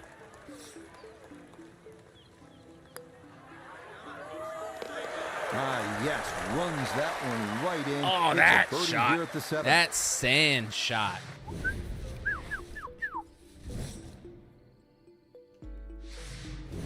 TPC Sawgrass, the fabled stadium 7-iron course could be the designed difference by today, the boys. legendary Pete Dye, Could be the Rich difference. Lerner alongside Frank Navalo. And here at the 8th, Frank, most players are happy walking out of here with a par 3. And the reason why, it's a very narrow entry to this green. It's just littered with bunkers around, left, Littered. behind, to the side, and even short. Once you get further up the green, though, even though this is sort of an undulating green, it starts to widen up. So don't get trapped into just looking at the front of this hole. All right, here's what we're gonna do. We're gonna have to fade this around here, boys. And we're gonna have to approach from the left side.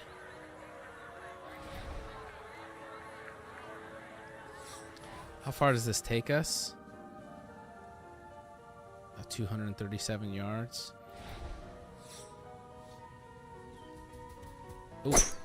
Ooh, that was a mistake. Goodwood. Okay.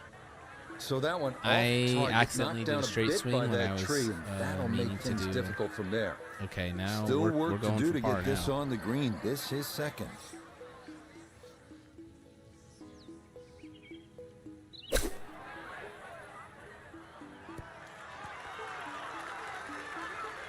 All right, we can get there. We can get there. That's acceptable there. We can get there. We're dancing. This is a 13-footer.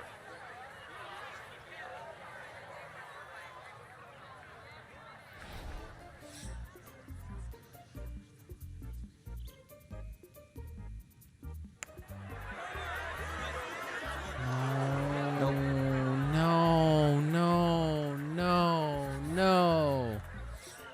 You learn your lesson, Sparta? Ooh. That one finished off. It's a bogey here at number 8. He'll drop back to that 1 was just over an par. amateur mistake. I swung too quickly on my Frank, draw. now at the 9th, this really is one of my favorite par 5s in the entire sport. And I certainly enjoy watching people play it today, Rich. It used to be unreachable, but the longer hitters now, we're starting to see them go for this par 5 regularly in 2. And the reason why, they start to hit the drive more down the right now than what they used to. People used to try and go down the left side.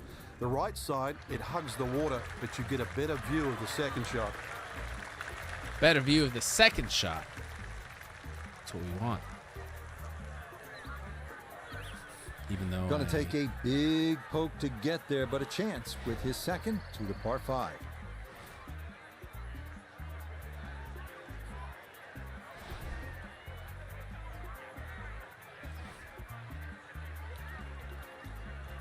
Will this go up and over, chat?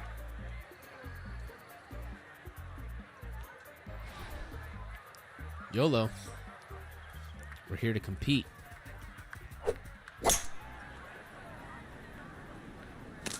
Oh, mother. That's rough. Not gonna lie, boys, that's now a this, tough one. an awkward distance for a bunker shot.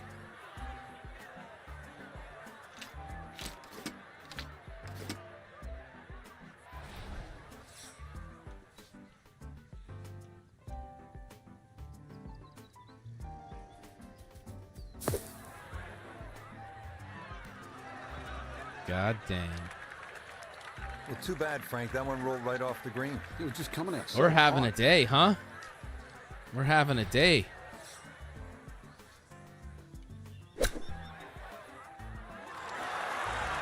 Oh! God. Lovely pitch shot. Just Probably nipped would have been that for ball par. off the turf. Just flew through the air beautifully. Sat down feeling quick Oh, as that would well. have been for Good shot. birdie. Holy moly. That would have been incredible, dude. Par at the 9th. And the card That will would have been show the he goes sickest out birdie. in 37, 1 over Man, par. so many missed opportunities. All right, Frank, now on to the 10th at Sawgrass. back A 9. fairly straight par 4, where we but shine. that's not the way to play it. You really want to go to the right, well away from the fairway bunker that runs all the way down the left side. That turns it into a little bit of a dogleg left. Then you're going to come across that front bunker into a green that, well, is anything other than flat. Beautiful. All right, in the fairway. In the fairway, baby. We're cooking. From the fairway, Iona, this his second. He's looking at 121 yards to the front of the green, 131 all the way to the flagstick. Pin, front right. It's a sneaky one.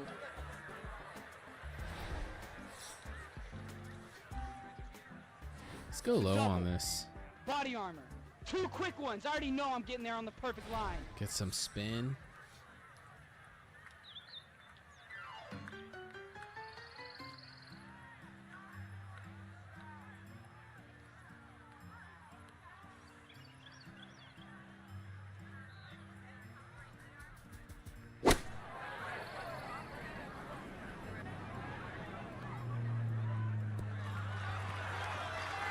We'll take it. A little further right, a little further up. That would have been close. It would have been close. You're right. This will be a 14-foot putt here. 14-footer. We'll split the difference right here. The double. Body armor. Go in. 2 quick ones. I already know I'm getting there on the perfect line. That should get us there. And we're on.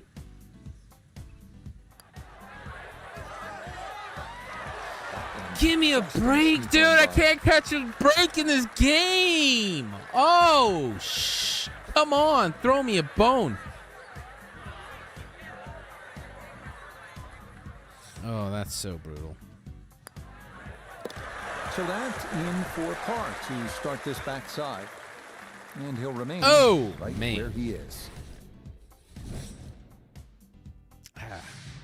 Here we are at the gotta catch a break, man. 58-yard par 5 11. It is reachable in 2 with a long and accurate drive, but offers a lot of possibilities, including laying up to ensure a short approach on your third. All right, let's rip this one, boys.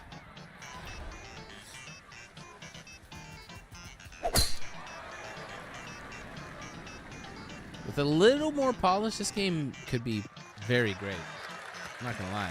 Boy, tough to do a whole lot better than that. That ball right down the middle.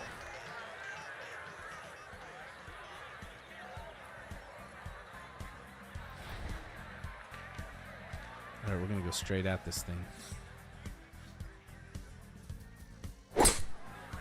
Come on.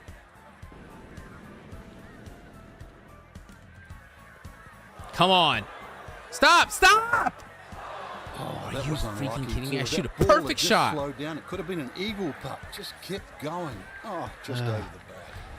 Not quite on in 2. Here's the third from the greenside bunker.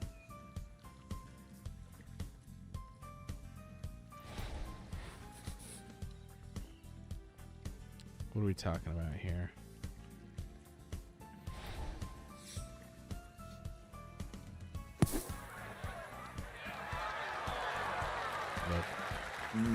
Not an ideal result there. Hoping to God. maybe get this close. It is on the green, but not where you want to be.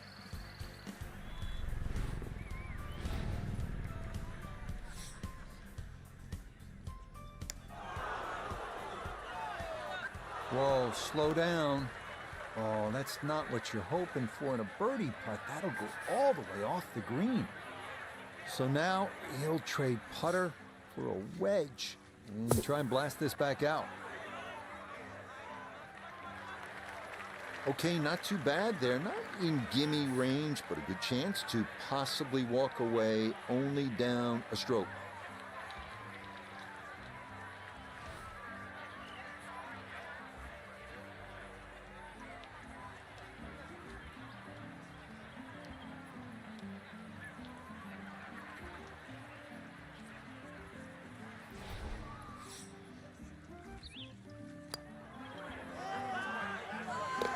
Yeah, that's a good roll there to come away with just I went a from bogey almost at eagling this par 5. to a And that's bogey. going to move him back to 2 over par. God help us.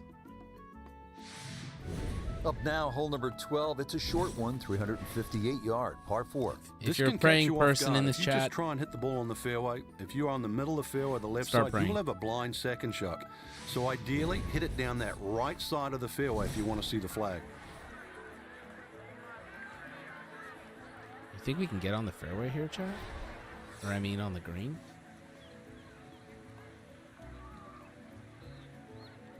going for green. Wind, wind, wind. All right, we're in the rough. Whatever. I don't give a crap. Ah, too strong for this hole, eh? Ran out of fairway and into the rough. Big hit, though.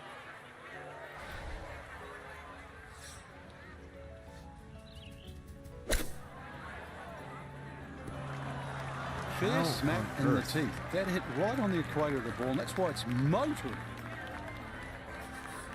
One thing's for sure, he's going to have to hit this one with some pace, traveling uphill much of the way.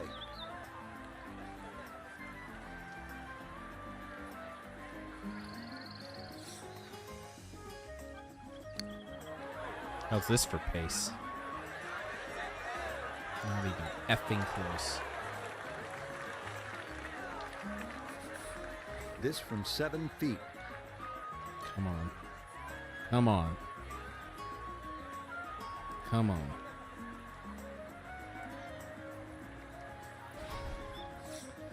Look. Today we're playing for par. It is you know what? Par here at 12. And right now there's no shame in that. 2 over par.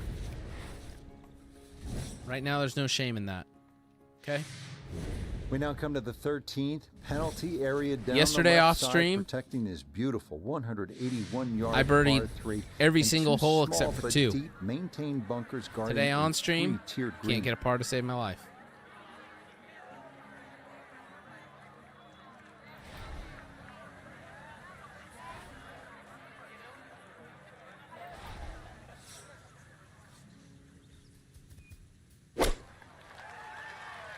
Trust the process. God dang it. Move out of the way. And that one not on the green, but not in a terrible spot. I'm in the either, fairway. sitting up in the short grass. Now from off the Bermuda grass, his second at the par 3. Oh, you're so close. Oh, God.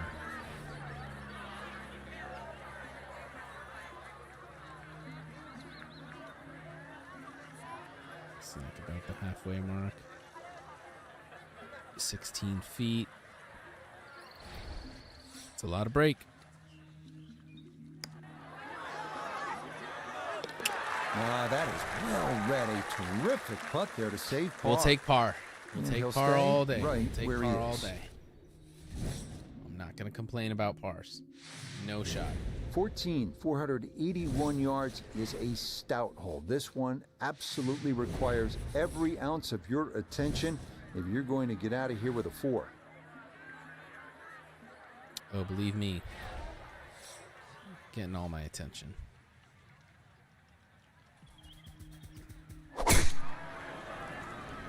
Monster. Oh, man. Why did that go so far over?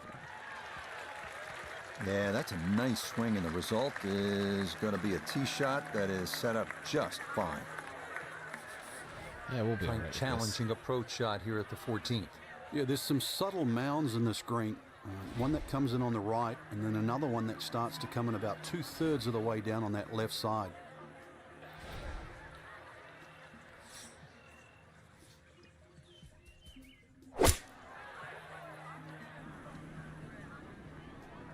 Come on. Nothing sticks anymore, dude. They all just fly past the on the green. green. Like, It how was do you never even gonna put stop. spin on No, your ball no anymore? chance.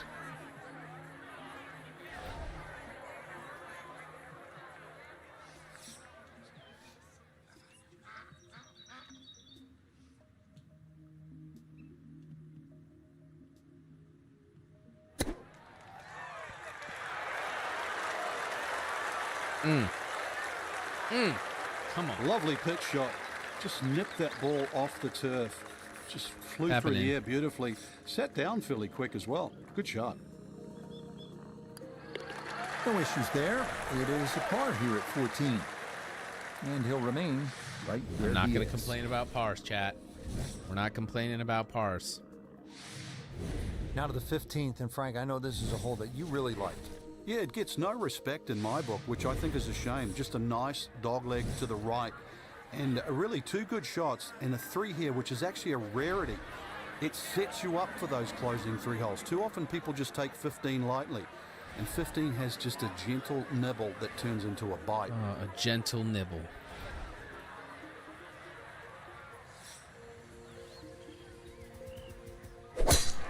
How's this for a gentle nibble, huh? Huh? We like that, chat? Ho ho! Look at that beauty. It's been a great round of golf considering how few fairways have been hit. If you can just find that short stuff a little more often, this could be a great round. So Iona, this his second from the fairway. Just a little under 120 yards to get you to the front of this green, but it's 138 yards you'll need to get all the way to the hole and the pin on the left portion of the green. That's where we want to land up, right there.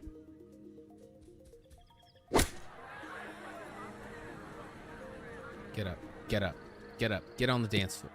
God dang it.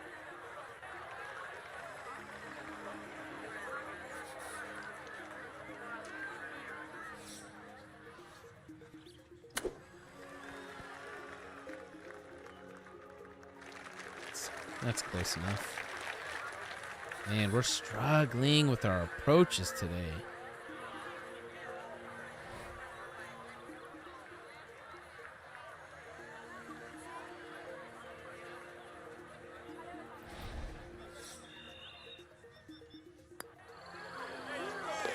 Yeah, good putt. That's in for par here at 15. We're just, look at this. We're just par, par, par, right par, where par, he par, is. par. All day, every day. Frank, I think one of the things that fans love about this gauntlet, 16, 17, and 18, each hole has that sort of hold your breath moment. Certainly 17, we know when that ball's in the air, you're holding your breath. Is it wet or dry? 16, same on that second shot. You're holding your breath wondering, where is it? Right in the water or left with a chance for 3? That's why you don't want to get too sloppy on that tee shot. A lot of people look at 16 because there's a wide fairway and they think just get it down there. The extra 10 or 15 yards, there's a little ridge down that left side. If you catch that, the ball will kick good 20 yards further forward. 20 yards is too close. I'd driving, much rather go into 17 got the with driving a 4 down, iron than a 2 iron.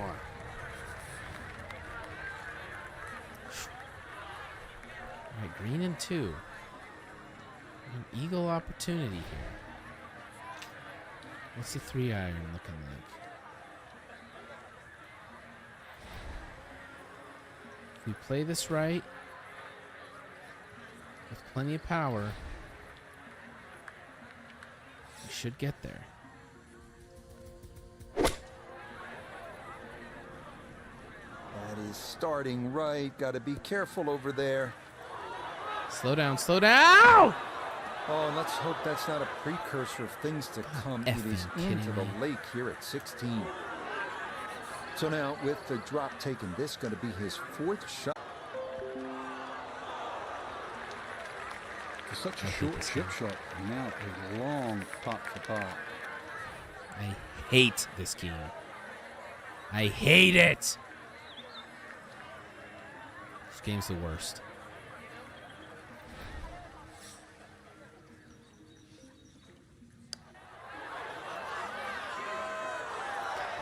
Got it there, but not quite on target. Oh, I can't catch a break today.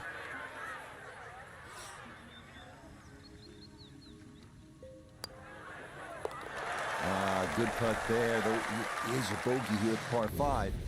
And he'll slide back now to 3 over par. God dang. Up next, the short par 3 17. It is, as you know, one of the most famous par 3s in the world. Right side of this island green, protected by a small bunker, but better to be there than in the water.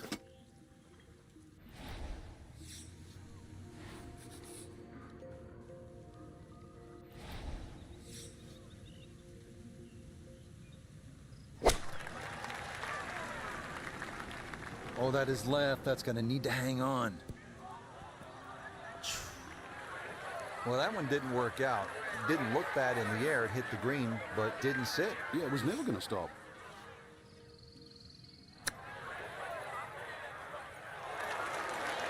And that reasonably well done there. He'll have that first par. These short chips can get a little squirrely if you don't get them just right. And seeing I'm in the mood for grading, I give it a B+. No problems there. I'll give it a shut your mouth. At 17. How about that? And he'll hold steady at +3. Tough round today, boys. Tough. People always talk about 17 being visually intimidating. round. Frank, what about 18?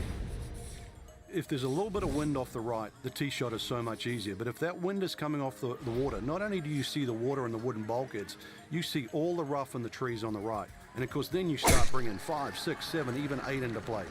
That's what makes this tee shot so hard. And that will be more than adequate. It's safely into the fairway. Frank, you found dry land, that's the good news, but now you have this second shot, which is very daunting. Yeah, once again, you're looking at water on the left side, so the tendency is to miss it on the right. But that's a very, very difficult up and down. This is another second shot. You just got to brave it. Perfect. If that would have went in the same trap, that one had the right idea, but it's going to run by and just hold on to the fringe at the back of the green. All right, we're going straight in. There's a slight right to left slope.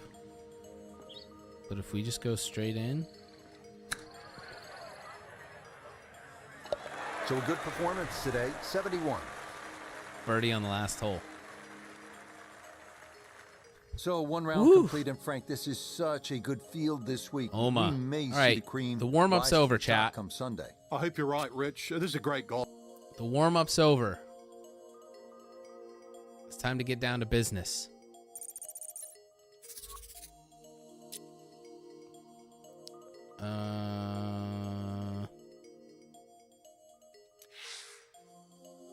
What is this? Is this the second round? Where do I see? This is the second round, right? All right, warm-up's over. Round 2. Yeah, that's right.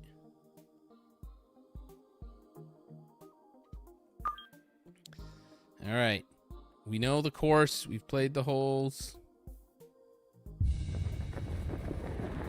We got it going. EA Sports and the PGA Tour proudly present the season-long race for the FedEx Cup.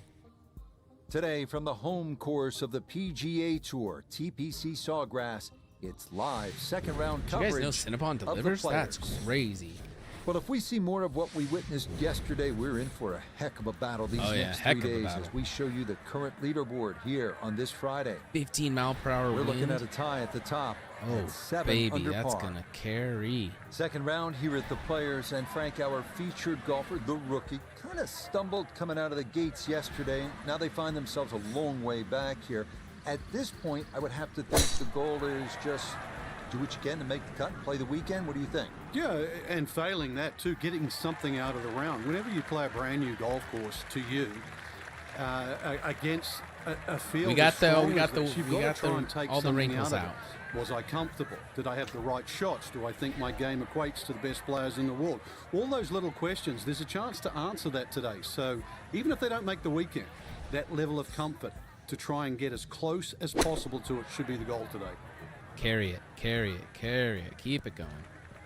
Oh, that wind did not carry as much as I thought it would. No, the ball is on the green. That's about all I can say with that. With a short wedge in hand, you'd expect that certainly be Here's much for birdie. closer than Holy God! All right, we got a 73-footer here. We're basically putting across this entire green.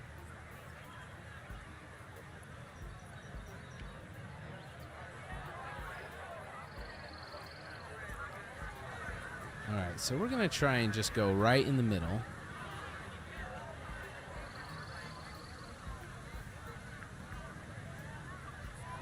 Of this 73-foot putt for birdie.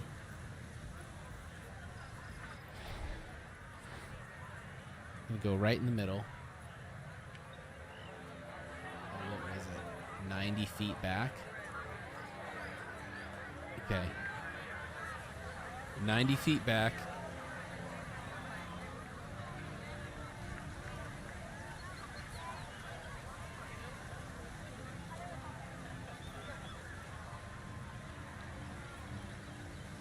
Is that the middle?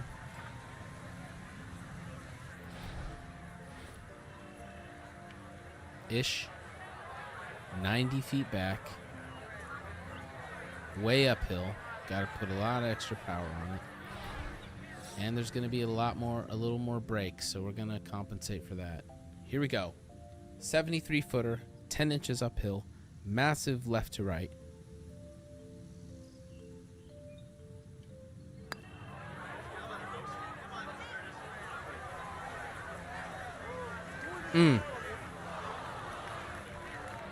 Good luck. Thanks, Jonah. I appreciate that. Jonah's comment could be the difference today. All right, we got a 6 foot.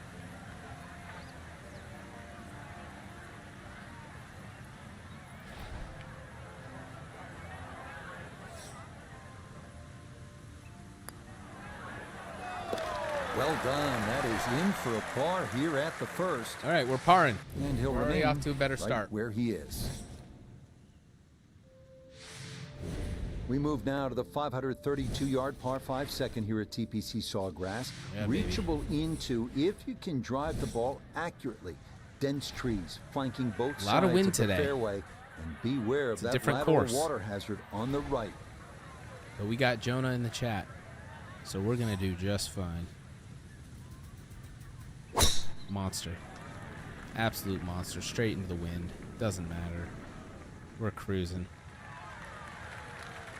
We're absolutely Another very cruising. nice tee shot. He looks awfully comfortable here with these first couple of drives. Darn straight. All right, we're going to go straight at this thing. And we're not going to let the wind deter us.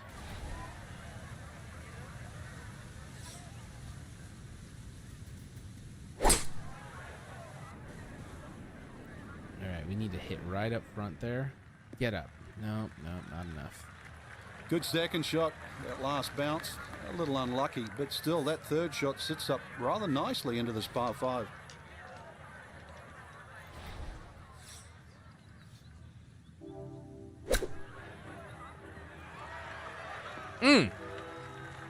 The amount of times I've just like skated past the cup or gone into the cup and rolled out is just... Should make this about 80% All right, birdie. of the time. It's for birdie. 7 footer. This is a textbook. Nice little textbook. No worries.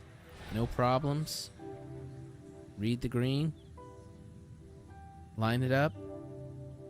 Putt the ball. Yeah, well done. It's a birdie here at the second. And that's how we do it, baby. Chances to play the weekend, as currently he's hovering right around the cut line. Now the par 3 third. Oh, we're playing the Not weekend. overly long, but 2 is a rarity. We're here. 100% Difficult playing the green, weekend, chat. and you don't see a lot of tee shots actually finish close here for some unknown Look at the reason. wind.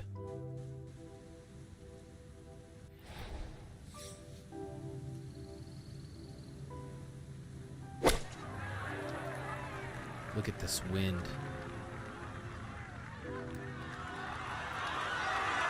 Oh, baby!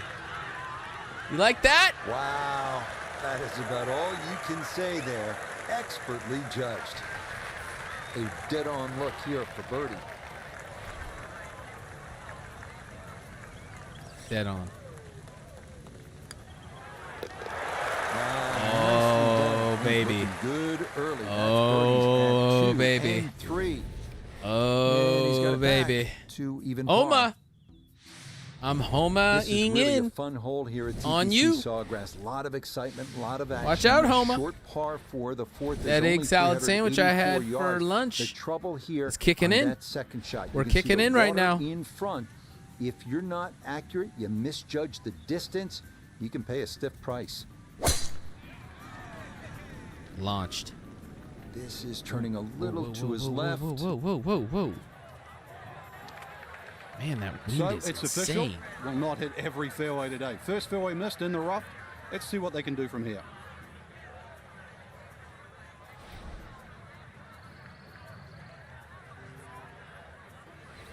We're just going to really play to that wind here.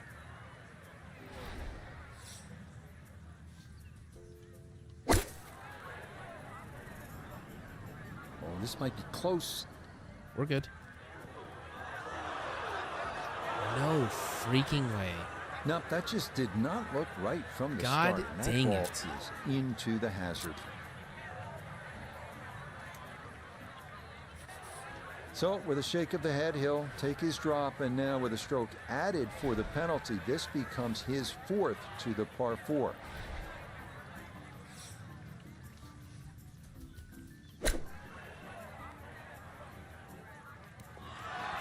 Oh my God, dude! Nah, nothing to it. Very Man, well that's judged so there. dumb. And this will be a 5-foot putt here.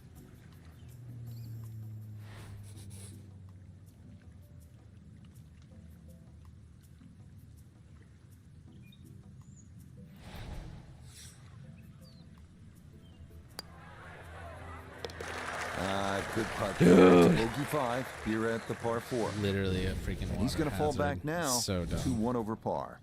Oh. Well, all the pros will tell you the 5th here at TPC Sawgrass is all you want. Challenging at 471 yards. It's the longest par 4 on the golf course.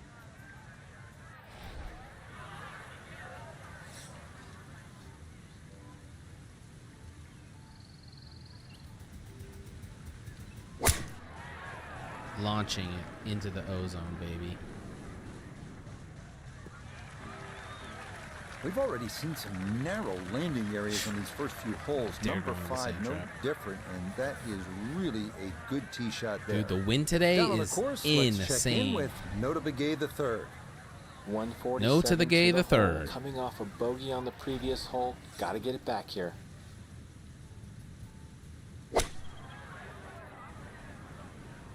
Stop, stop, stop. Holy mother of God. What on earth, dude? The That's wind. got to be disappointing. Good line in the fairway, and the approach winds up in the bunker.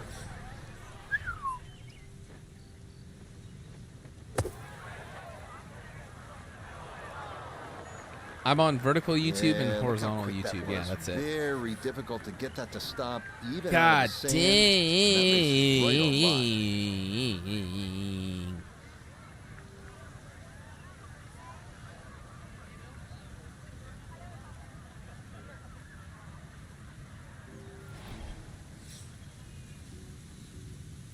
It's all uphill from here. Oh, that'll bring a rise. Wow, a All very that for good par. putt there to save his par. And he'll stay right where he is. All right, we got to get under, Well, boys. this hole has We it got to all. pull it together here. 393-yard par 4 6th. And This in wind fact, it is was always so Pete much Dye's more than we favorite. think he it is. designed this golf course, and I think the reason he loved it so much was it incorporated all of the elements All right, that we're he going used in his straight into design. it It was here. visually intimidating, water trouble, and the premium on accuracy and strategic thinking.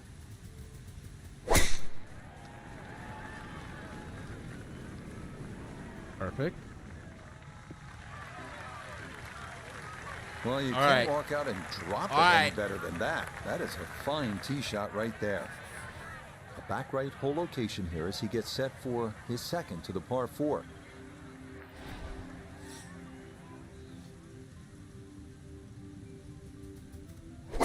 Going straight into the wind here.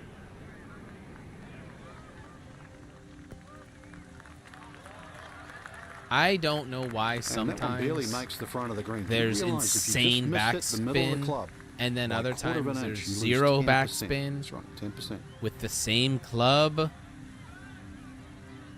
7 feet, oh my God.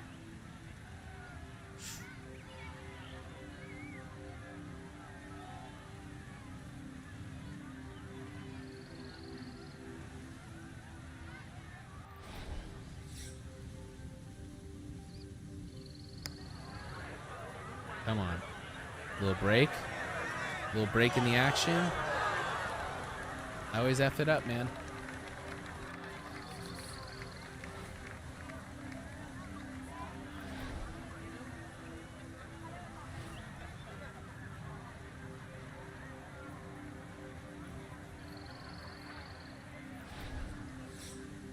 All right, nice and easy.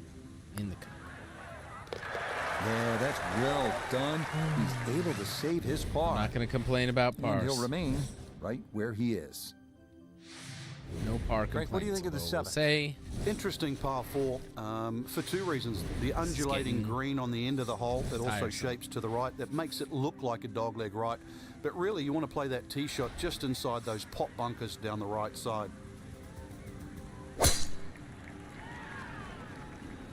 you go. Take it, wind. Take it, wind. Take it, wind. Take it, wind. Good drive down the right side. And if you look up ahead, that flag is cut middle left. So this is a very good angle into this hole. Pretty good tee shot. He'll play this second shot from the right side of the fairway.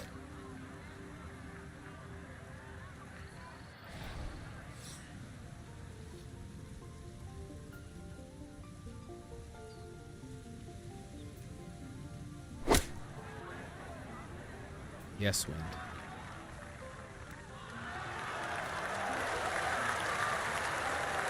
That's what I'm talking Now, about. there's a good strike in there. Just a little left You of like the hole, that? but inside 10 feet. You It's like a that? 50-50 chance on the PGA Tour of making a birdie. All right.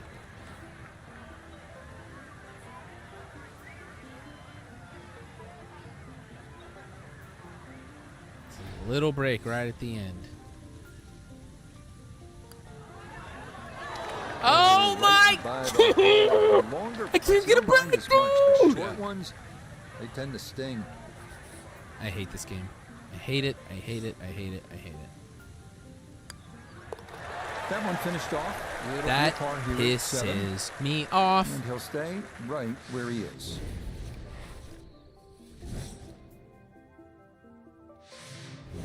Frank, 17 here at TPC I can't Sawgrass. catch a break Gets today. all the attention when you look at the par 3s, justifiably so. But number 8 is a daunting was challenge in its own insane. right. It is longest of the 4 par 3s. Plus, it's just littered with bunkers around the Lots of wind side, the here. back, It's and a the front. 3-wood. If I club down, I think it'll take it.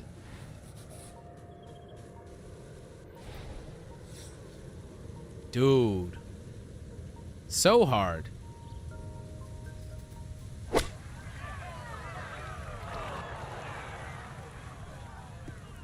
Oh, get up, get up, get up, get on the dance floor. Well, the Oh, branches certainly slowed that one down, but fortunately, this I hole hit winds up in a branches? That's halfway crazy. decent spot. Now a second. all right, to we this got a little par right 3. to left downhill there. So just chip it up. It's going to slide right down into the hole here. It's fast moving, so I'm really going to... Look how fast that moves. I'm really going to do this here. Oh. I think I'd be It's all right, fairly we'll get a pleased par. with that, Frank. What do you think? I certainly do. It was so good.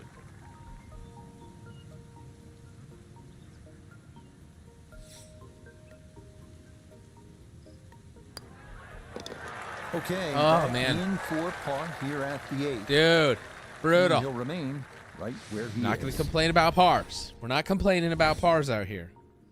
The funny thing is, if I golfed like Frank, this in what do you make real of the life, final hole here on the front side, the 583-yard par I'd like 5 be the nut. best. Just depends on how much you want to risk here. If you hit a good Freaking drive down the right best side, ever. it's certainly gettable for 2.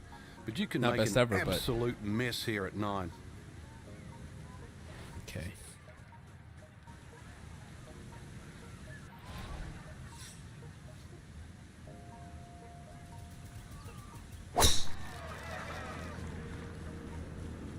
That's Okay. going to be up the left-hand side. So I guess the wind is just like, no, we're not going to win today.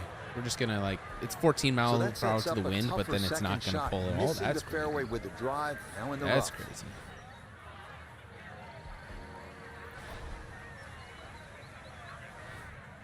Why is my 3-wood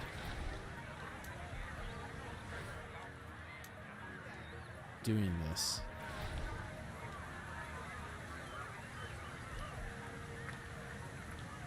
I'm confused.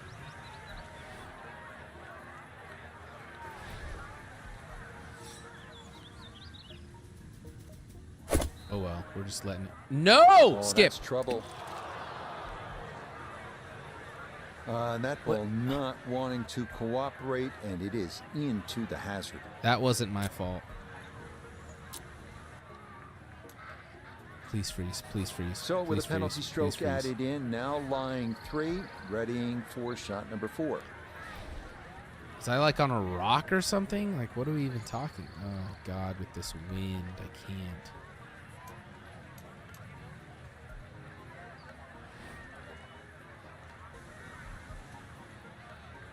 You can punch it and roll it, huh?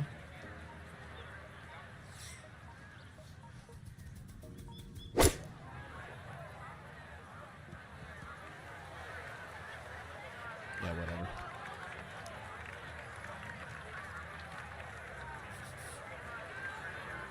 I want to go there. This hole's scuffed anyways. Scuffed. This is an 11-foot putt. For bogey. God. It's insane.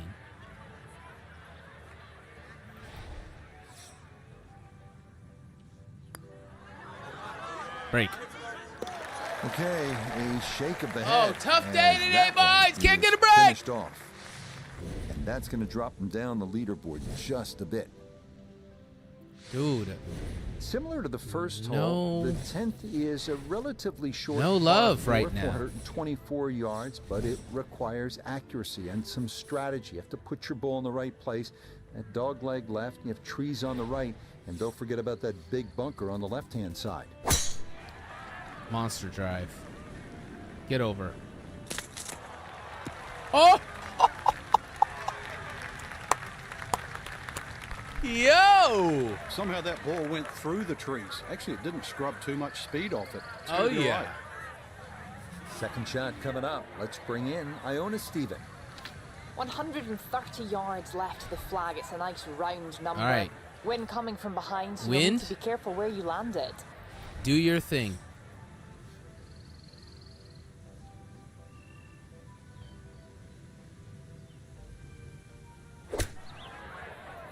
Take it. Take it. Take it. Up and over. Up and over. Up and over.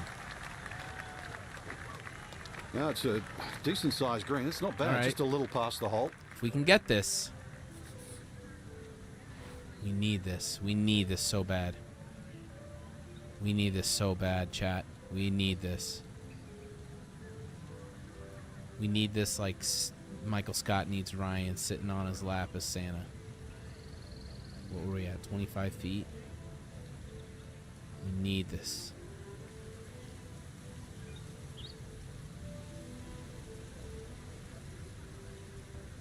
Nice and easy. Just for a little more break there. For the distance. Come on! It needs to slow a bit. Okay, that's still going to be a good 4 feet, though, coming back.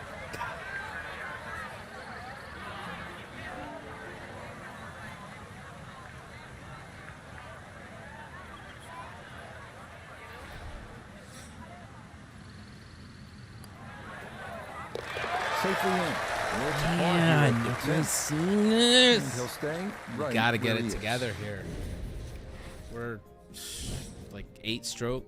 Oh God, 9 strokes. Par behind 5 the 11th leader. is 558 yards. birdie every Again, single this is hole an to even get opportunity. close. If you want to take on the risk, and it is considerable, this is a chance to jumpstart the round, make an eagle, Let's go. get a little Let's go. momentum. Let's go. But you have to be willing to potentially pay a price if it doesn't work out.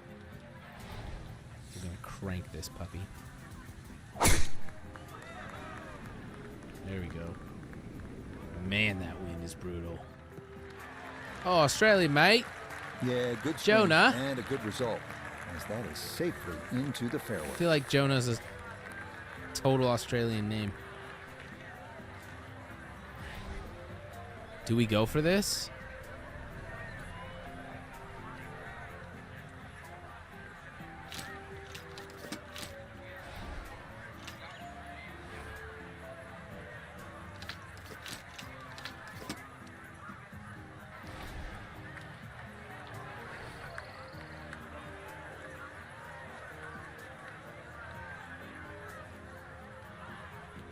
Do we go for this?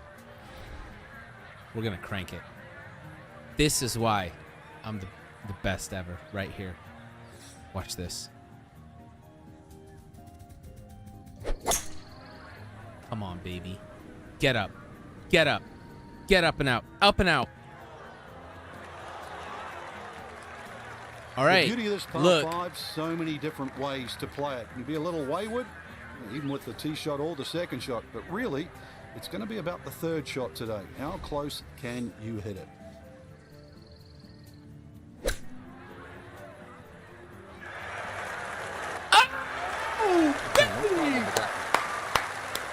Let's go. We're so back. We are so back. Well, now oh, no 12. replays. It's a par 4 at a mere 369 yards, and with a number We're like back. that, it means we're Tiger with the red shirt on Sunday, baby. But don't come at me. Taking the head cover off the driver, consider there's water left, hot bunkers oh right, yes, and a gentle slope both in front of the green and to the left. Let's get up that there. Can guide any mishit over the guardrails and into the pond. I want to bounce up onto that green.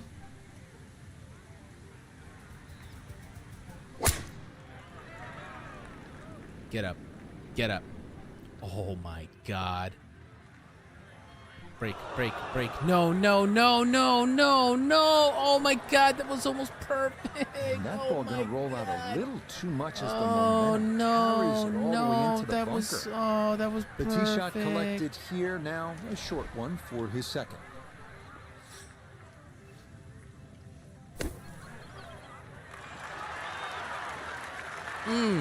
Okay, a good out, and that's what will remain for birdie. It's the middle of the day here. 9-footer.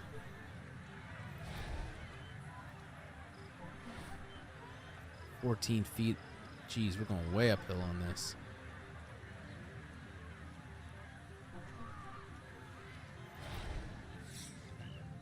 Nice and easy. Okay, that'll help the cause. It's a birdie here Birdie. at number 12. All right, we're That so might back, just wind up boys. being the difference, as for the moment, that's going to move him inside the cut line. Dude, that in his eagle quest was to play the beautiful. weekend. Frank, 17 gets so much attention here at the TPC Sawgrass, but 13, par 3, is exciting in its own right. It is, and it's actually more difficult than 17. One of the reasons it's longer, and also the green here. 17 obviously has two Just sections, take a nice, in it, easy front swing at and that. top. This has, I don't think there's a flat piece on it. And every now and again we watch a ball roll all over this green and actually find the cup for the odd ace. All right, not ideal. That was obviously well struck, but it came in a little too hot, and that one's going to run out and leave him a much longer birdie putt than he would have hoped for. We're just going to get close here. It's going to have a nice big break once it hits that halfway point.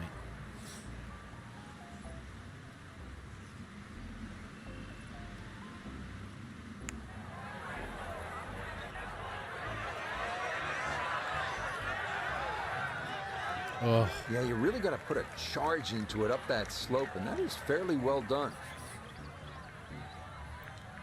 Not going to complain about pars.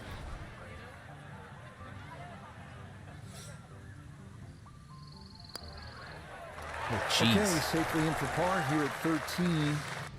That's going to be good enough to keep him just inside the cut line here in round 2. Frank, the 14th hole. A lot has happened here over the years. I think it's the litmus test on the back nine. That's where things really start to heat up. It looks like a straightforward tee shot, but often the eyes wander to that water down the left side. And of course, if you think about that, you invariably fire the ball towards the right, where those hillocks and thick rough is virtually no chance of reaching the par 4 and 2. Oh my God, what just this happened? One's starting a little bit right.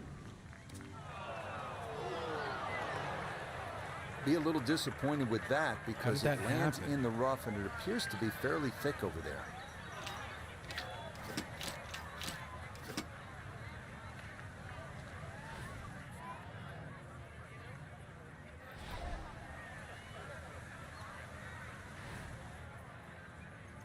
We might have to punch, boys. I don't know if we can punch.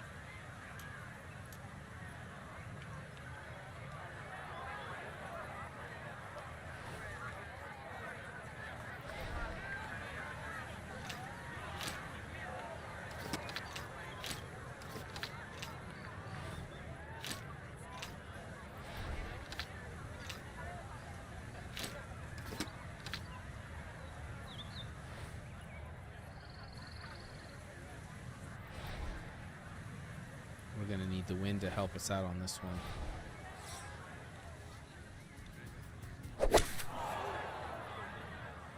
No love from the wind. Watch out! Well, we're in the fairway. That's brutal. Frank, there's a lot to factor in on this approach at the 14th. You can favor right side of this green and sort of allow the contours of the green just to move that ball to the left.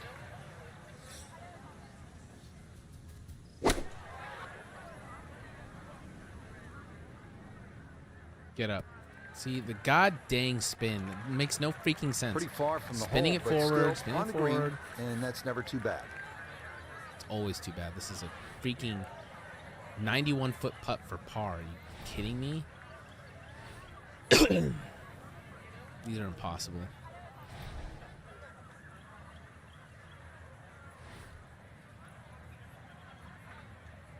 $116 feet behind the hole.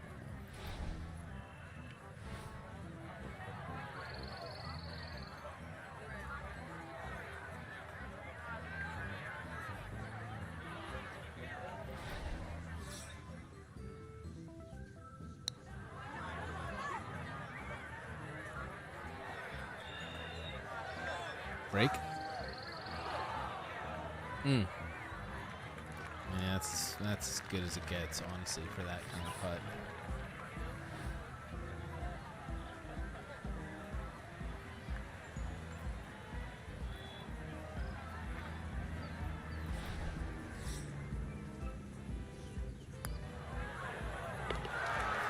Nicely judged, though. It's 4-5 here at par 3. Ah! He's going to fall out of red figures, back down. Wait, that was a 5 on a par 3?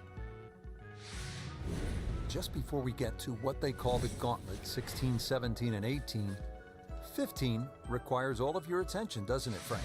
Personally, I think this is the prettiest hole on the golf course, Rich. I've actually often gone back there and taken pictures. Just a gentle dogleg to the right. You come out of the chute. Seems to be a generous Not fairway. good, Just get a little bro. view I of the know. bunker down the right side. Think I don't Fortunately, know. there's no lip there, so that's not a concern. The green, Gotta make the all cut. sorts of We weird just gotta and make the wonderful cut and waves on play- it. Well protected play out by of a our big bunker mind on the on left. And there's Sunday. two little pop bunkers out on the right that, well, if you're first time around, you might notice. From the fairway nota, this is second. Left himself with 147 to the hole. The pin is stuck in the front right section of the green.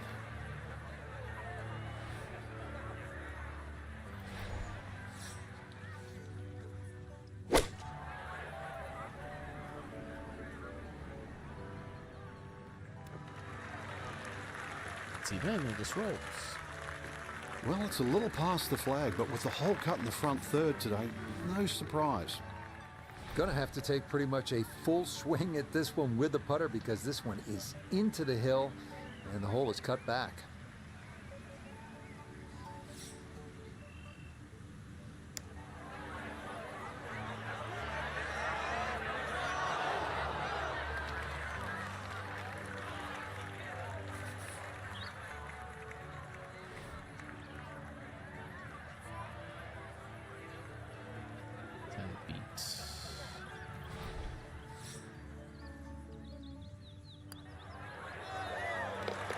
Nicely done as he rolls that in for his par. That's going to keep him on the outside looking in terms of playing the weekend. Come on. Now to the par 5 16, 523 yards. And the key here, besides the obvious, good drive, solid second shot, is to not look too far ahead. But that's easier said than done because as you get to that second shot, you can plainly see what's ahead. Monster. I'm a monster.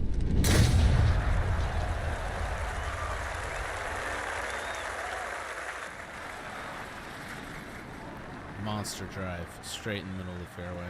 That's the kind of swing you want to break down and study. Perfect tempo on the backswing, club head pointing to the target, and then just an explosion through impact. Very well done.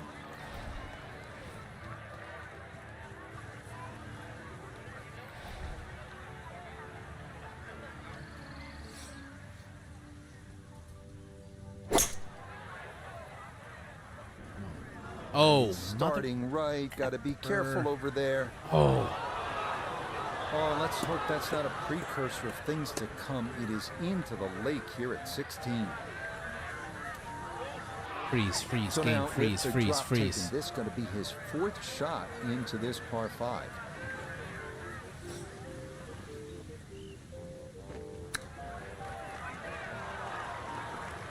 Well, obviously that's not his best, but it'll be quickly forgotten, Frank, if he's able to get out of here with his par. Well, you might forget it. I won't. Far from his best.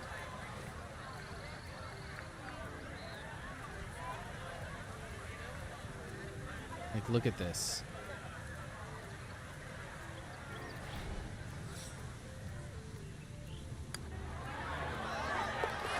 Okay, didn't want to let that one get Water away. hazard It is for a par, here at 16, but that means he is likely going to need a birdie at either 17 or 18 if he wants to stick around for the weekend.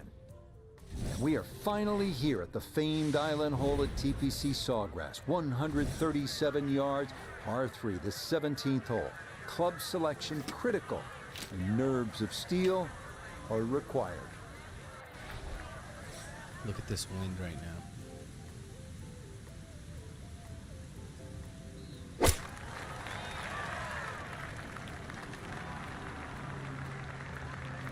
Stick.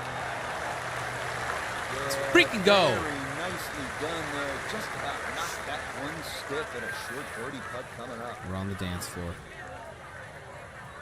Okay, this is straight in.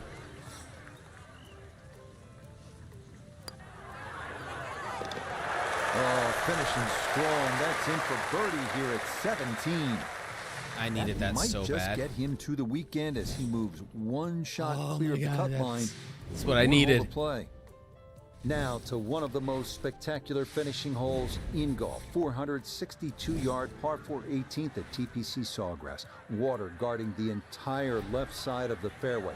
Mounds and trees lining the right, as picturesque and difficult as they come. Whoa, whoa. Oh, this is started toward that Whoa, border. Going to wait. need to move right. No Oh, that is an way. uncharacteristic mistake in what has been a round full of precision. That ball offline, off the tee, and into the water. How, So now dude? after The drop, wind. time to try again. My effing third shot. Oh my God, I'm gonna scream.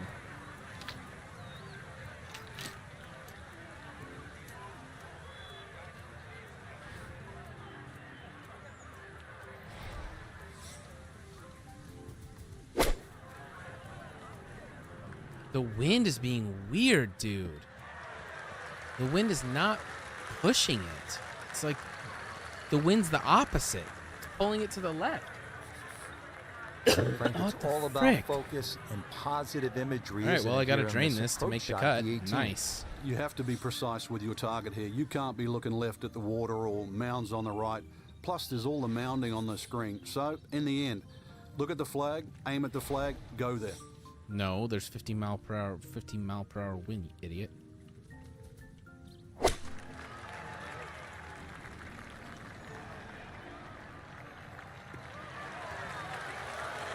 Dude, I hate this game.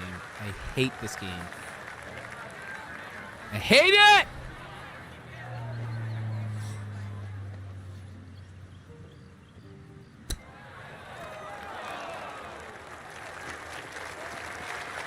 Great stream, guys. We'll see you next week.